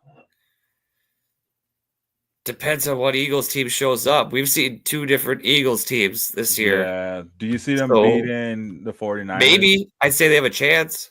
Do you see them beating the 49ers? That defense has stepped up for the Cardinals, too. That's a very underrated defense. And the rest of the season, I'm going to say sneaky defensive ad for streaming. The Cardinals defense, weeks 15, 16, and 17, they got a nice schedule. I don't know if you've taken a peek at it, but just keep an eye out there on your waivers if the Cardinals are sitting there as a defense for the playoffs, just to have stashed away, just so someone else doesn't play them over you, and you just have a backup option in general, which is always good to have come playoff time to have two defenses. Nah. Do you see the Cardinals beating Tampa Bay? Yes. Well, Mike Evans back? Yeah. But I still think they have a chance. They could beat them. Yeah. I don't even know what track we were on to get off of and how we came down this. I think we're about to go. We're talking about the top score. So yep. All right, we got wide receivers. Big dog in the room. Number one scorer, Jamar Chase. Man, 55 points. I saw he single-handedly won people's lineups. Single-handedly won your. And if you face the Jamar Chase, Joe Burrow stack, it was just rip. I want to talk to the people that face the Jamar Chase, either Joe Burrow or Lamar Jackson combo and lost or won. I want to talk to the people that beat that combo right? Because there's some people out there who are like, yeah, I faced them. I saw that 100 points, and you know what? And I slapped doubled him right that, back. right? Because there were some Because teams they that had went Chuba down to the Hubbard wire. and Jalen Hurts or something. Yeah, and exactly, and it didn't even mean they had Joe Burrow and They laughed at it. They're like, yeah, they didn't mean anything, like they went off. They had a Marquez Valdez-Scantling who had 25 points himself. Now, do you think he's a waiver ad with all those injuries in the Saints wide receiver room? I would say, yeah.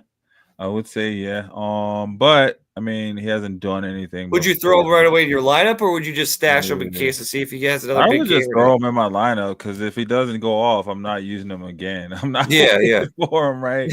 I would just throw him and see what he has. Same thing with Calvin Ridley. Calvin Ridley finally had himself a game, but He's been doing all right the last couple weeks. Yeah, but I'm not. All right isn't good enough for what you expected from him being number one. Some of us out here are just trying to scrape away wins. Nah, we don't want to just scrape away. We want to win it all. So let's get it all what we can. But he was number 3. Him and Marquez both had 25 points. And then George Pickens coming in number 4 at 24 points, had 91 receptions. We're seeing already, the instant, he's starting to eat, because of Mike Williams taking up space on the other side of the house, right? So absolutely. I think that's looking good going forward. Are you picking him up? Dude, all these receivers are waiver wires in my league. I think the top wide receiver ad, if there's still other waivers I'm looking at for this week, is I'd go Devon Vele. Like, he's looking good. Yeah. And depending on what you have available, at waivers has got to be pretty much picked clean by this time of the season. So if I need to take a flyer on a wide receiver, Bo Nix is starting to see some sort of connection with him. It's definitely not Troy Franklin, which I'm surprised about. I wish it would have, because I invested a lot of Troy Franklin this offseason. But Devon Vele, he's stepping up. He took a year off of football to do his mission trip, and he's coming back and being a serviceable piece in people's lineups if needed. Yeah. And then, I mean, he had 13 points this past week, so he definitely, got some solid points for it. Yeah, a really good flex. Round out the receivers at number 5, we got Puka. My man Puka, 22 points. Puka just took that team over, man. He didn't punch anybody this week, so that's good. Yeah, he didn't get. Yeah, even when he punched somebody, he still had more points than most receivers. So,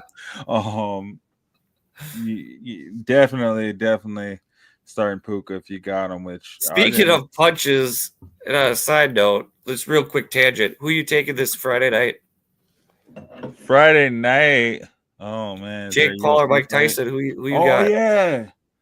You gonna watch that Friday night? It's on Netflix live. I'll just throw it on. I'll probably be at work. I don't know what time it starts. I might be at work. I don't know what time it starts, but I gotta catch that. I got Tyson. Of course, you gotta have. How would you not have Tyson? Tyson. I wanted to just punk that man. I was so crazy. Jake Paul's changed already.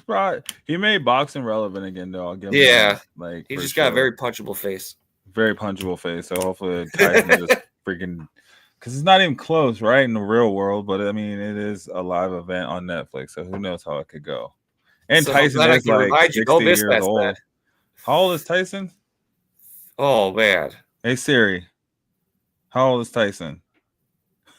How many Siris just woke up? Well, I guess not that many people.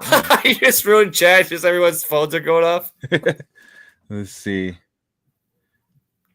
57 years old. Jake Paul's 27 years, 26, 20-something. Dang. Anyway. That was just a side note. I was just curious who you were taking. I got Mike Tyson. You heard it here. We both got Tyson. Yeah. Hot take. Let me get some see how little John feels about that. Yeah. Little John likes it. Both got Tyson. All right. Moving on. We got the oh dang. We've been booking it, man. We're doing good. We're doing good. All right. So yeah, we got tight ends. Got Sam Laporta with 23.6 points, 3 receptions, 66 receiving yards, 1 receiving touchdown. Yeah, but he's hurt, he's strung so together a couple good weeks now. he's day to day coming though. back.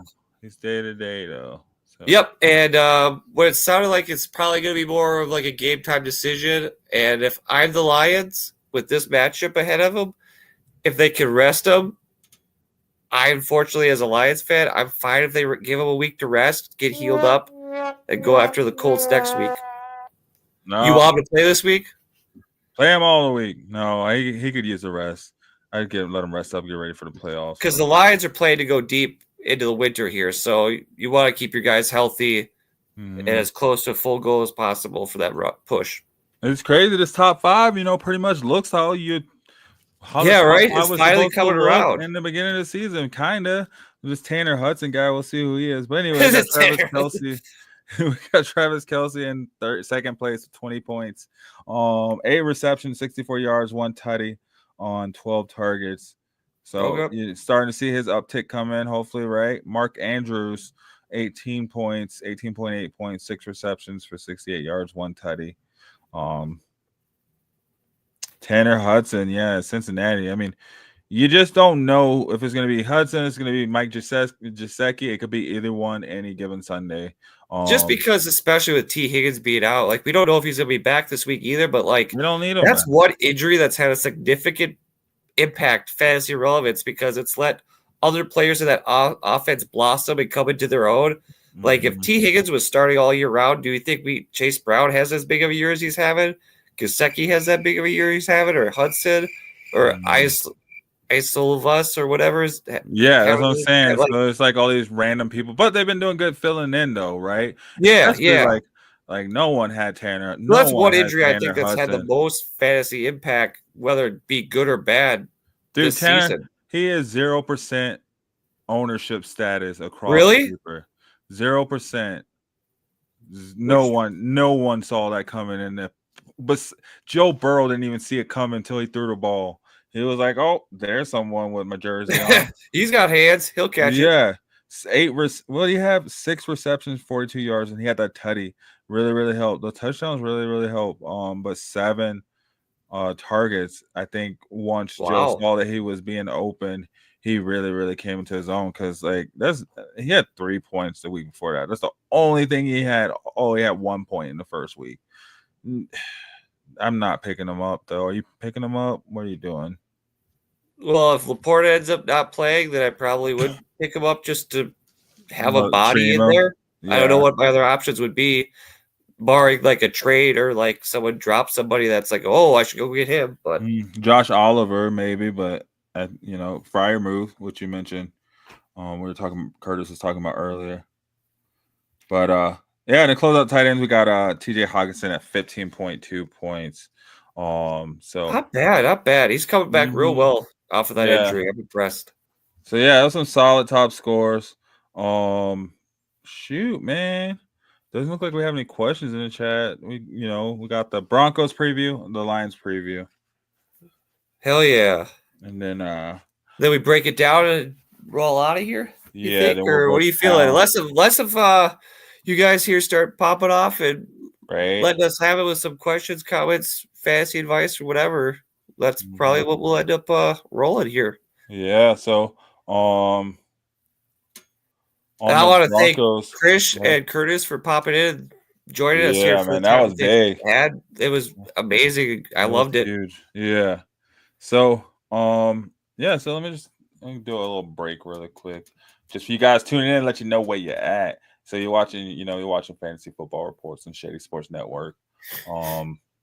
Thank you guys for tuning in with us this whole time. You guys have been with us the whole time. Thank you guys for getting those questions in the comments. Damian was chiming in a lot. So like he said, if you got more questions, get them in. We'll be happy to answer them. If not, we'll probably be wrapping this up here soon. Probably winding down the next 10, 15 minutes after we get these previews. So don't forget to hit that like button, and then stay tuned. We'll be right back after this promo.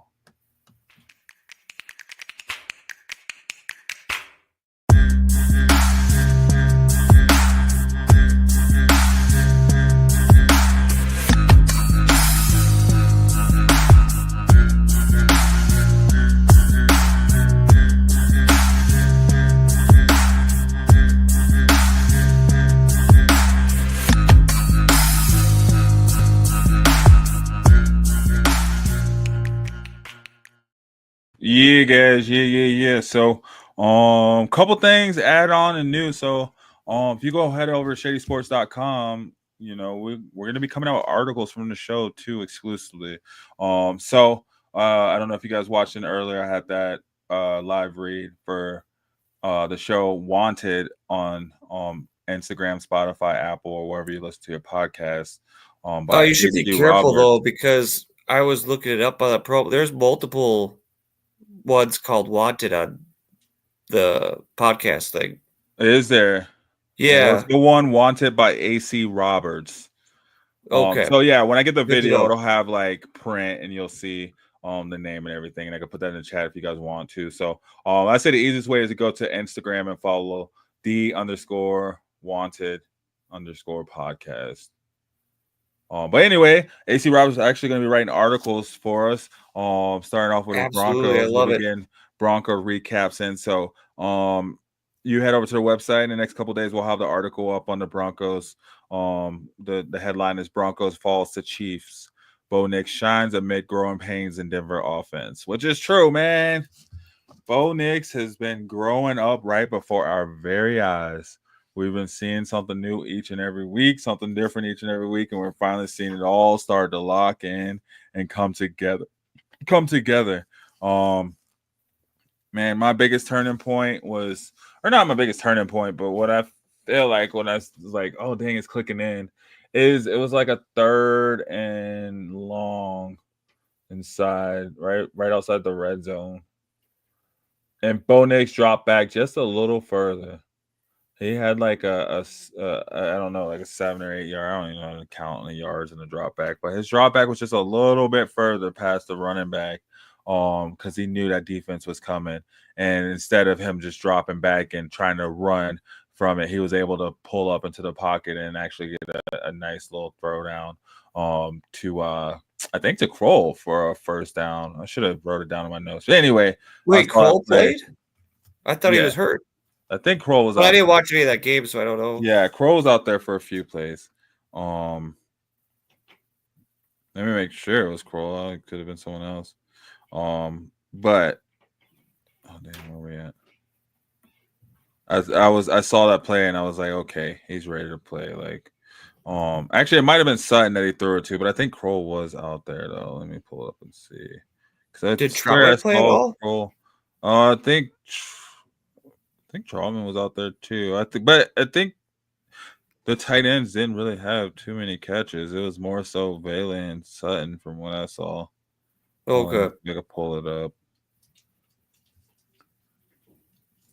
Yeah, see, so it might have been Kroll in that play. So yeah, Troutman and Kroll both played, but I mean Troutman had 1 reception, 1 target. Kroll had 2 targets, 2 receptions. But he was 1 of 1. Troutman was 1 of 1. Kroll was 1 of 1. Vele was 4 of 4. Cortland Sutton was 6 of 9. Mims was 4 of 4. Humphrey was 2 of 3. Franklin was 1 of 2. So I mean, all in all, that's what 1, 2, 5 drop passes right there. That's not bad. I mean, Bo Nix was 22 of 30, so I guess there was a bit more than 5. That's what, 8 missed throws, but from what I'm seeing, 5 drop passes. But a lot of these targets, there's a lot of those, 2 of 2, 4 of 4, where he was just locked in with his receivers. And I mean, Cortland, there was just, there was a 1 overthrow in the end zone. And then there was just a couple that were not necessarily Bo Nix's fault. But all in all, man. So do you think he's starting to get a rapport with his tight ends, or is it still like you're not confident enough with him throwing to tight ends at this point? I think they're just kind of there. They're the safety plugs, which is, I think that is a whole Bo Nix trying to change his narrative, right? Because he was like, he do you think if he could unlock that security blanket in the offense, that he could be more, take his performances and his production to the next level? Well, I think if McLaughlin gets in the field more, that'll kind of unlock those shorter check. So you're not too worried about the tight ends production, or no, because they're catching whatever's thrown their way and they're open, and that's good. Like they're not. But you're still not starting any of them. No, they're not world Okay. tight ends for sure. Like these are tight ends you want to put the game on their back and have them move forward. They're just there. And I'm wrong. Whatever. Like I'm not a coach. I'm not a player. I don't know. But I know you brought it up earlier, but like, would you start one of those Denver tight ends over a Tanner Hudson? Ooh.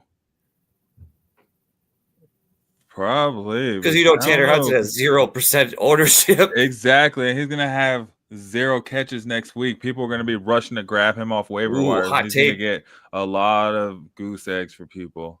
It's going to hurt. At least with Troutman and Kroll, you're going to get like 4 points. You got a solid chance to at least get a point or so. I mean, Troutman had an 18-point game 2 games ago too. Okay. So they have shown flashes. They have shown the ability. That was his only big game. So it's not he's shown that flash. Other than that, it's been 1 point, 2 points, 0 points, goose eggs. Oh my! So nothing to even worry about.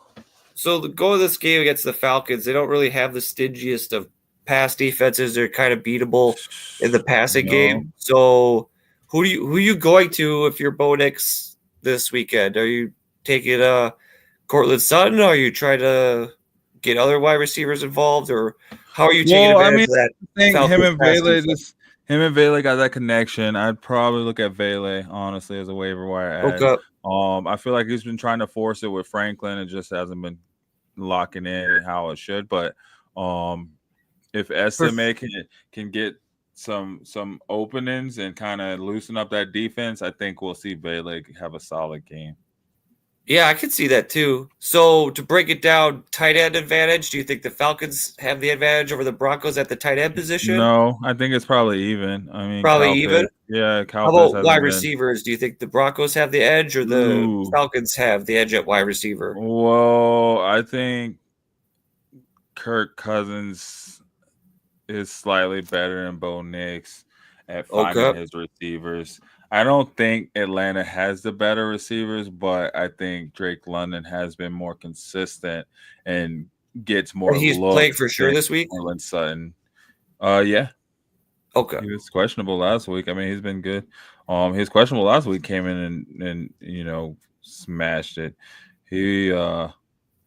So far, tight ends are even.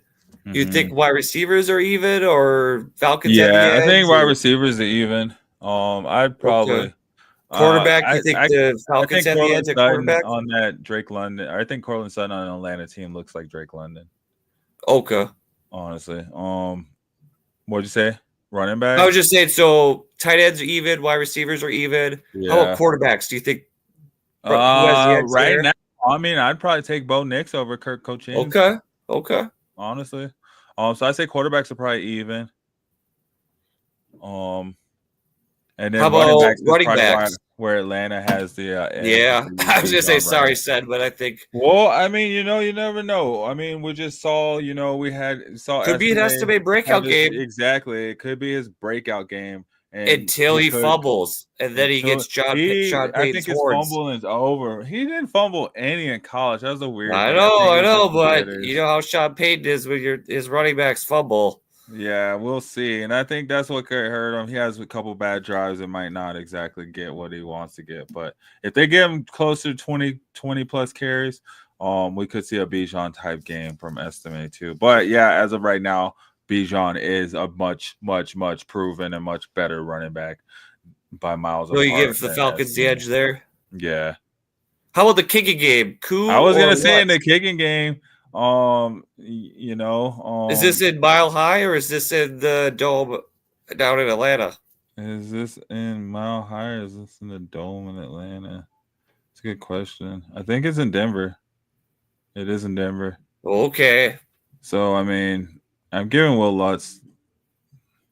I'm going Will Lutz. Okay. And then, yeah, I got Broncos defense, man.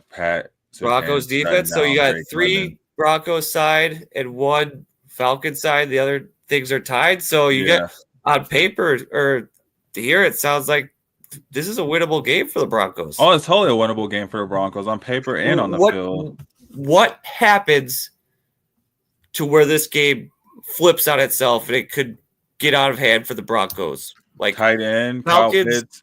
Kyle Pitts wakes up. Kirk Cochain goes off for another 500-yard game somehow because. So like Kirk Cousins has like what he had at the beginning of the season, or like a Burrow game last week where it's just 300 plus yards, 4 touchdowns, and Kyle Pitts goes nuts. It is 2:00. Kirk Cochain's. Okay. 2:00. You know, he usually shines bright in those afternoon lights. Definitely not the prime time. We know that. So man, it'll take a phenomenal game from him. So what do you think the final score will be?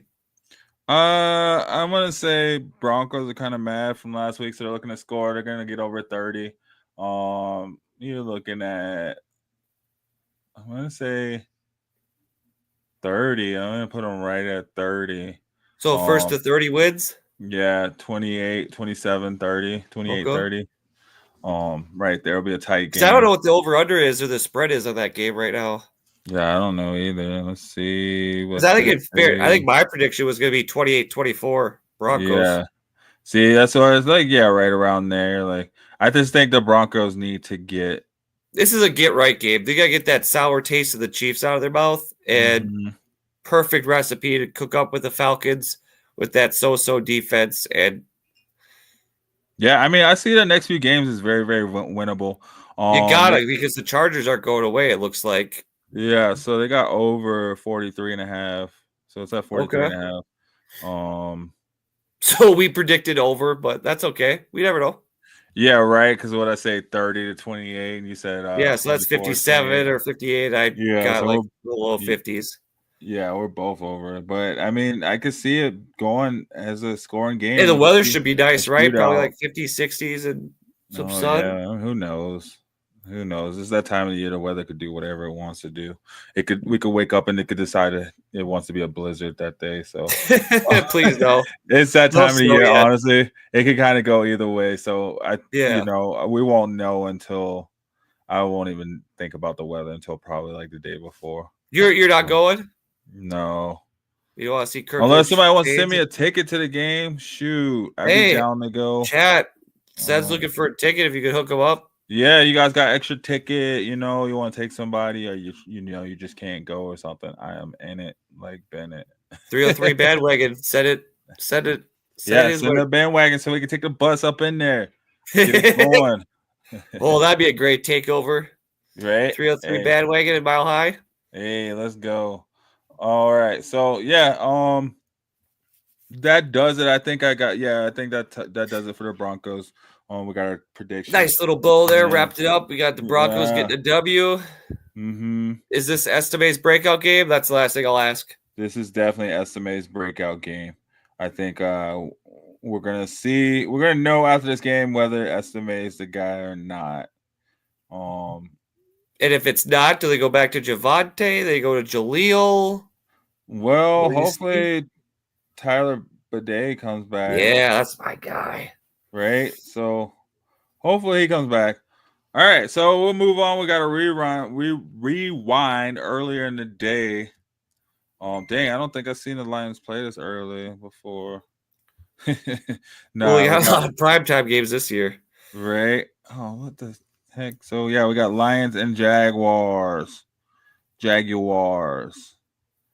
What are your thoughts? Yes, sir. Thoughts on this? It's in Ford Field. They're going to come back home after that big win on Sunday night, be in front of those fans. They got Zadarius Smith get into the lineup to play on defense. I think it should be a bounce-back game for Goff. I don't think he's thrown 5 interceptions. I think he'll manage the game, hand it off to Sonic and Knuckles. I think they'll have a good, strong game.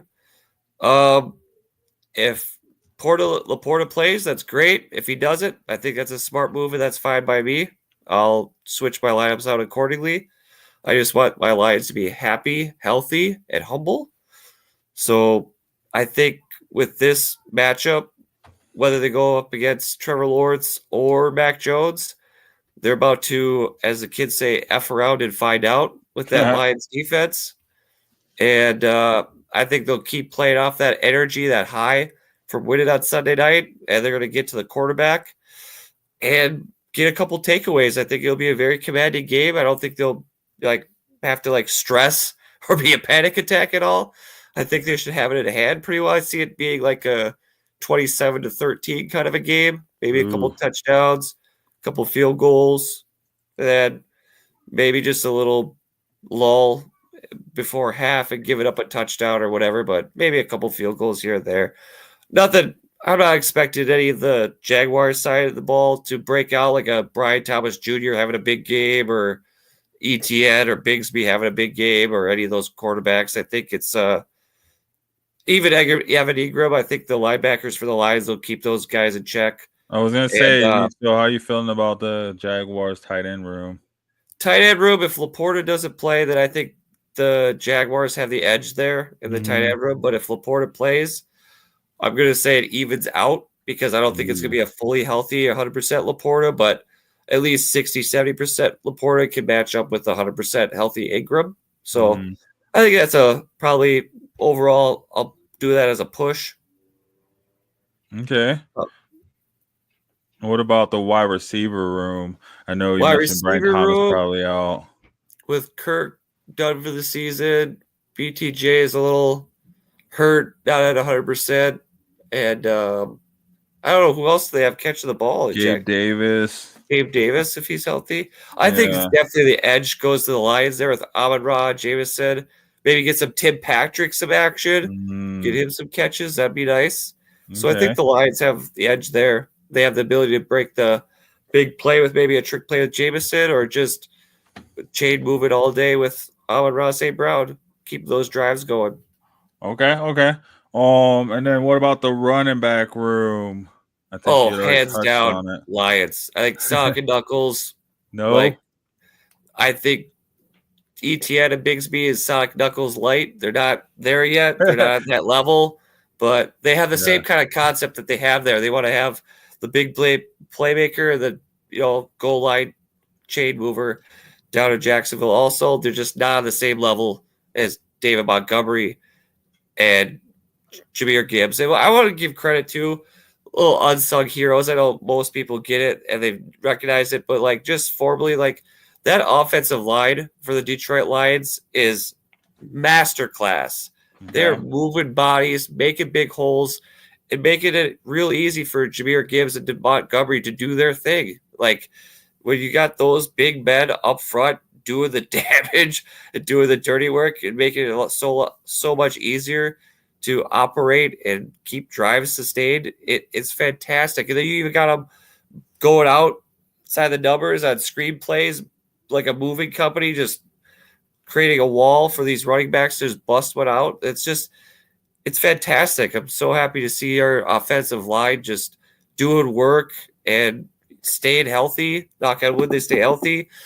And just, continuing to contribute to the success of this team because their identity is running the football and protecting Jared Goff. And I think they've done a beyond fantastic job of doing that so far this year. Although Jared Goff last week had 5 interceptions, sacked 0 times. I mean, he was pressured a lot. He made mistakes, but they kept him upright. They didn't let him get beat up and destroyed. I think there was one play that he did, and it was what it is. But for the most part, the offensive line's doing their job. So I think they have the edge there over the Jaguars as well. Oh, wow. Then so what about with quarterback? If Trevor Lawrence does play. If Lawrence does play, I don't think he's 100%. I think I still give the edge to Goff, but I don't see Goff having one of those phenomenal games. Super phenomenal games. It might just be an efficient 15 for 18 or 14 for 17 or 12 for 15. I don't see him throwing the ball a whole heck of a lot unless if he has to. Because I think the Ben Johnson, the best formula for him is to be okay, buddy, you had a bad game last game. We'll ease you into this one. We'll unleash you if you need you, but we need you to just take care of the ball this game. Keep the drives moving. Put points up on the board. We're not asking you to be a Josh Allen or a Patrick Mahomes. We're just asking you to be you and just do your thing to put us in the best position to win.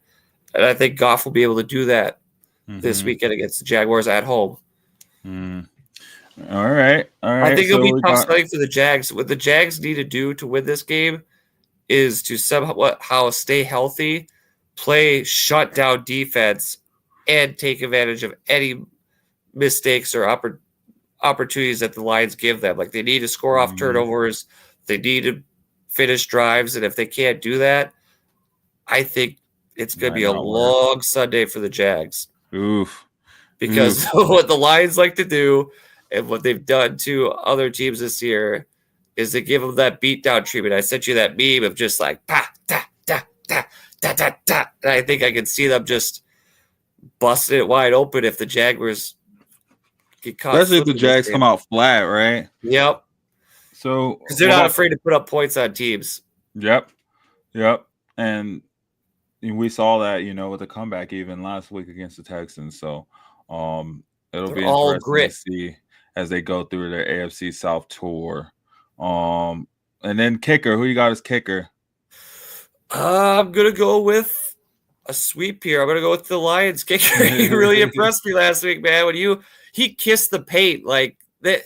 If there was another layer of paint on those goalposts, they would have caught them. Like he must be really good at horseshoes because he had a couple leaders there last night that helped them win the game. I mean, he could hit them from deep. He could hit them for chip shots. I think the Lions finally got their kicker, and that's no shade to the Jaguars kicker, the rookie Cam Little. Yeah. He's great. He's doing his thing when he's getting presented opportunities, but the Jags offense is not giving him the chance to like get on that side of the field to have opportunities. I mean.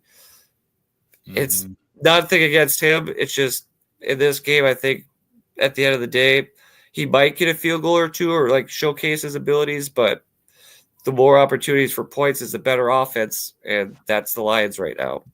There we go. And then what about defense? Who you got?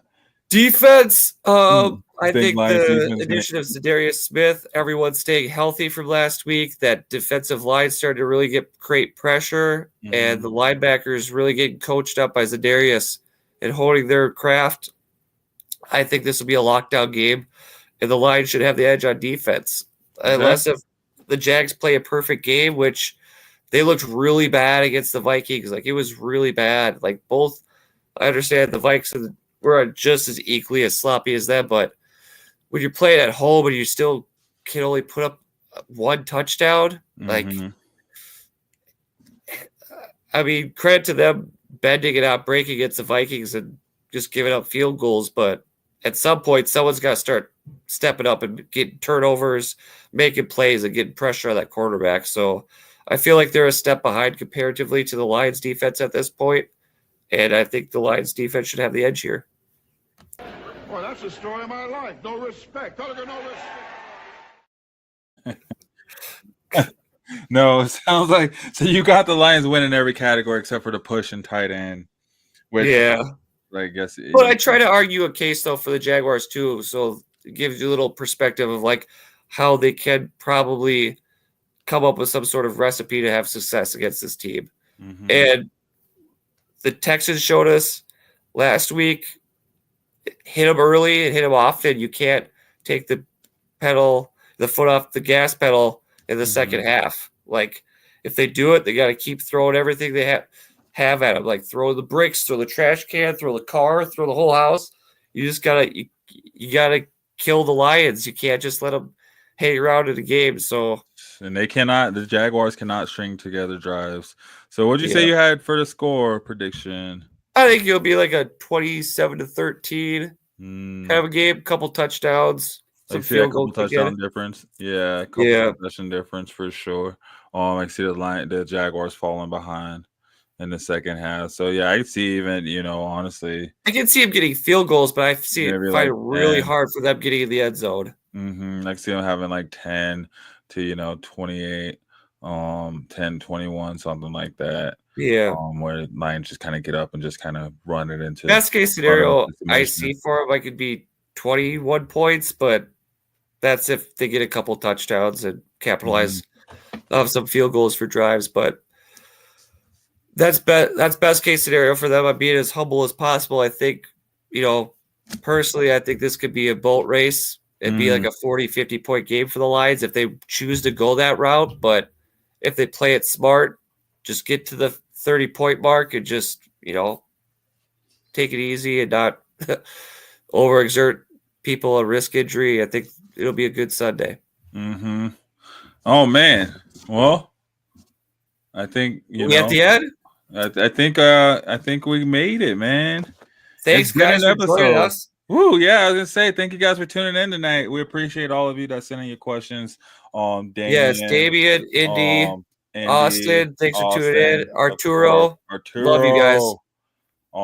We had Crooners Live, Krish, Curtis. Thank you guys for joining us. Yes, everybody on the stream. You guys hit us up. You want to come on the stream, Austin, Damian? One of you guys want to come and chat with us? Come and talk some football. We'll talk some fantasy football. If you want to keep this thing going, we're over there on the Facebook group. We got Discord server going. We're also on Twitch too. So just stay tuned, keep the notification bell on, and you'll find out where we're at. Yep. It's always a pleasure to interact with you guys. Please like, share, follow, subscribe, and spread the word. Spread the word. Like, share, follow, subscribe, like he said. And we got plenty of seats on this bus.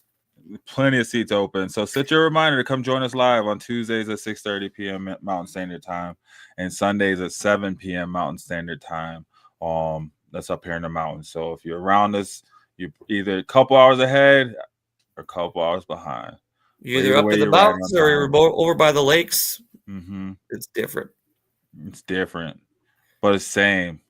But yeah, catch all the latest sports information here. Or head over to shadysportsnetwork.com. Like I said, we'll have our fantasy football report articles going up. We'll be branching it out to more content. Hopefully, get these shows transcribed over.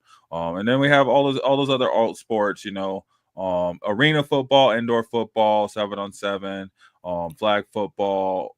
The XFL. We talk Big Three basketball league, wrestling. So many other sports, so many alt leagues that we have something that'll keep you engaged and keep you entertained, and definitely bring you sports and sports information daily. There's always something running on our channel. So wherever you get your favorite, wherever you watch, go for social media, Facebook, Instagram, Twitch, X, Discord, whatever it may be, just look up Shady Sports Network. You'll find us on there for sure. And you can find all of our episodes on our YouTube playlist as well. So like Justin said, don't forget to follow, like, subscribe. You got anything else, Justin, before we get out of here? Yes. Feel free to check out that True Crime podcast from AC Roberts. AC Roberts. Yes. So feel free to check that out if you're into true crime. Something to listen to on your way to work, or for you weirdos out there before you go to bed, if you want something. And if we can, I think, could we post it up for people in our groups that are So I'll share it. We could share it in our groups. We'll get, like I said, we'll have a video to share too. Because they're helping us out too. They'll do a couple reads on their thing too. So spread the love. You give a little, you gotta get a little. Yep, exactly. So yeah, it's a whole, share for share thing where they're also pushing out, because we are a community. We love each other. Yeah, man. Especially in this podcast community, right? We gotta stick together. We all just do it for the love, right? Most of the time. Absolutely. It's usually just for the love. So other than that, guys, thanks for tuning in. Like we said, as always a pleasure. Especially you guys that stuck with us throughout the show over there on the X page. Looks like a good chunk of you. So come back and join us again on Sunday for the review as we recap everything with the live, the instant reaction. So what were you going to say there, Justin? I was just saying, breaking news, we had a couple more people join the Fantasy Football League, so we got 6 spots left. If you feel like you're up for taking up the challenge, we got 6 more spots in our league. We're going to fire that bad boy up next season. We're going to iron out all the details and all the settings later on this off season, but that's a goal that we're looking to have to start contributing to be a part of the show going into next year. Yeah, there we go. We're building it up slowly but surely. So 6 spots. If you guys watch basketball too, look out for us with our basketball fantasy league coming. We'll get that going too. So, as always, guys, thanks for tuning in. Look for you joining us on Sunday. We'll see you back here Sunday at 7 p.m. Mountain Standard Time. Same great place, different time, but same. Have a good one, guys. Peace. I'm a game changer.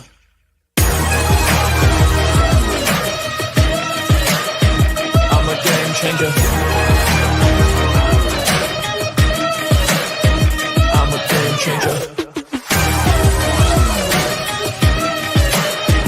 I'm a game changer.